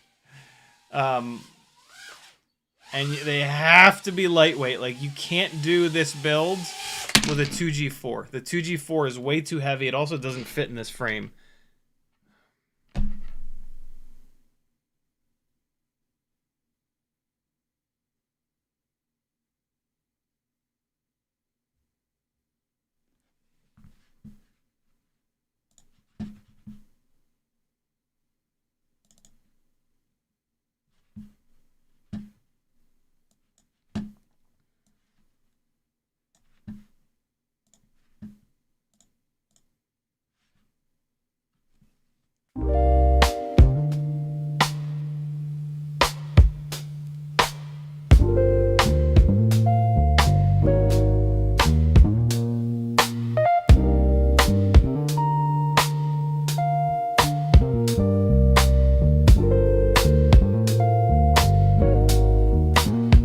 Yeah. Out in the yard where the grass grows wild, CiottiFPV's goggles locked, grinning like a child. Teddy spaghetti's, fur flies, and jet wash dreams. Yeah. Chasing small whoops like a dog possessed fiend. Eyes on a neon blur, hard in the chase. Bit fuzz and prop spin, all tangled in place. Yeah. Four-legged rebel with a rotor stir tail in the circus of the sky. They never fail. CiottiFPV, Teddy spaghetti, dynamic duo kings, barking at the breeze, throttling at top speed. They zooming through hoops, flipping in style. That schnauzer's got throttle and a toothy smile. Yeah, yeah, yeah. Sighties on sticks, Teddy's on paws. Side by side legends breaking all the laws. Through the kitchen over couch scale terrain. Backyard mayhem in their flight domain. No ground too sacred, no loop too tight. Fuzz fuel fury ignites the night. When pilot and pup lock eyes on the prize, every whoop they conquer is a fresh cut surprise. Yeah. Yo, Sighty behind the sticks, Teddy's leading the pack. Prop guard missiles unleashed, never looking back. No leash, no map, just freestyle mic. They on the dog drone streets every day and night. Said whoops, hitting low, gotta nail the dive. Teddy push throttle up, feel the beast come alive. I see the neon arc, got the sticks locked in. Teddy, yeah. Let's rip this loop, ride the roar of the wind. Teddy, yep. Yeah, CiottiFPV, Teddy spaghetti, dynamic duo kings, barking at the breeze, throttling at top speed, zooming through hoops, flipping in style. That schnauzer's got throttle and a toothy smile. Teddy spaghetti. Barking at the breeze, throttling at top speed, zooming through hoops, flipping in style. That schnauzer's got throttle and a toothy smile. Yeah, when you hear that bar cut the rotor hum, you know Ciotti and Teddy's mission's just begun. FPV's fur-faced legends legend, sing it loud.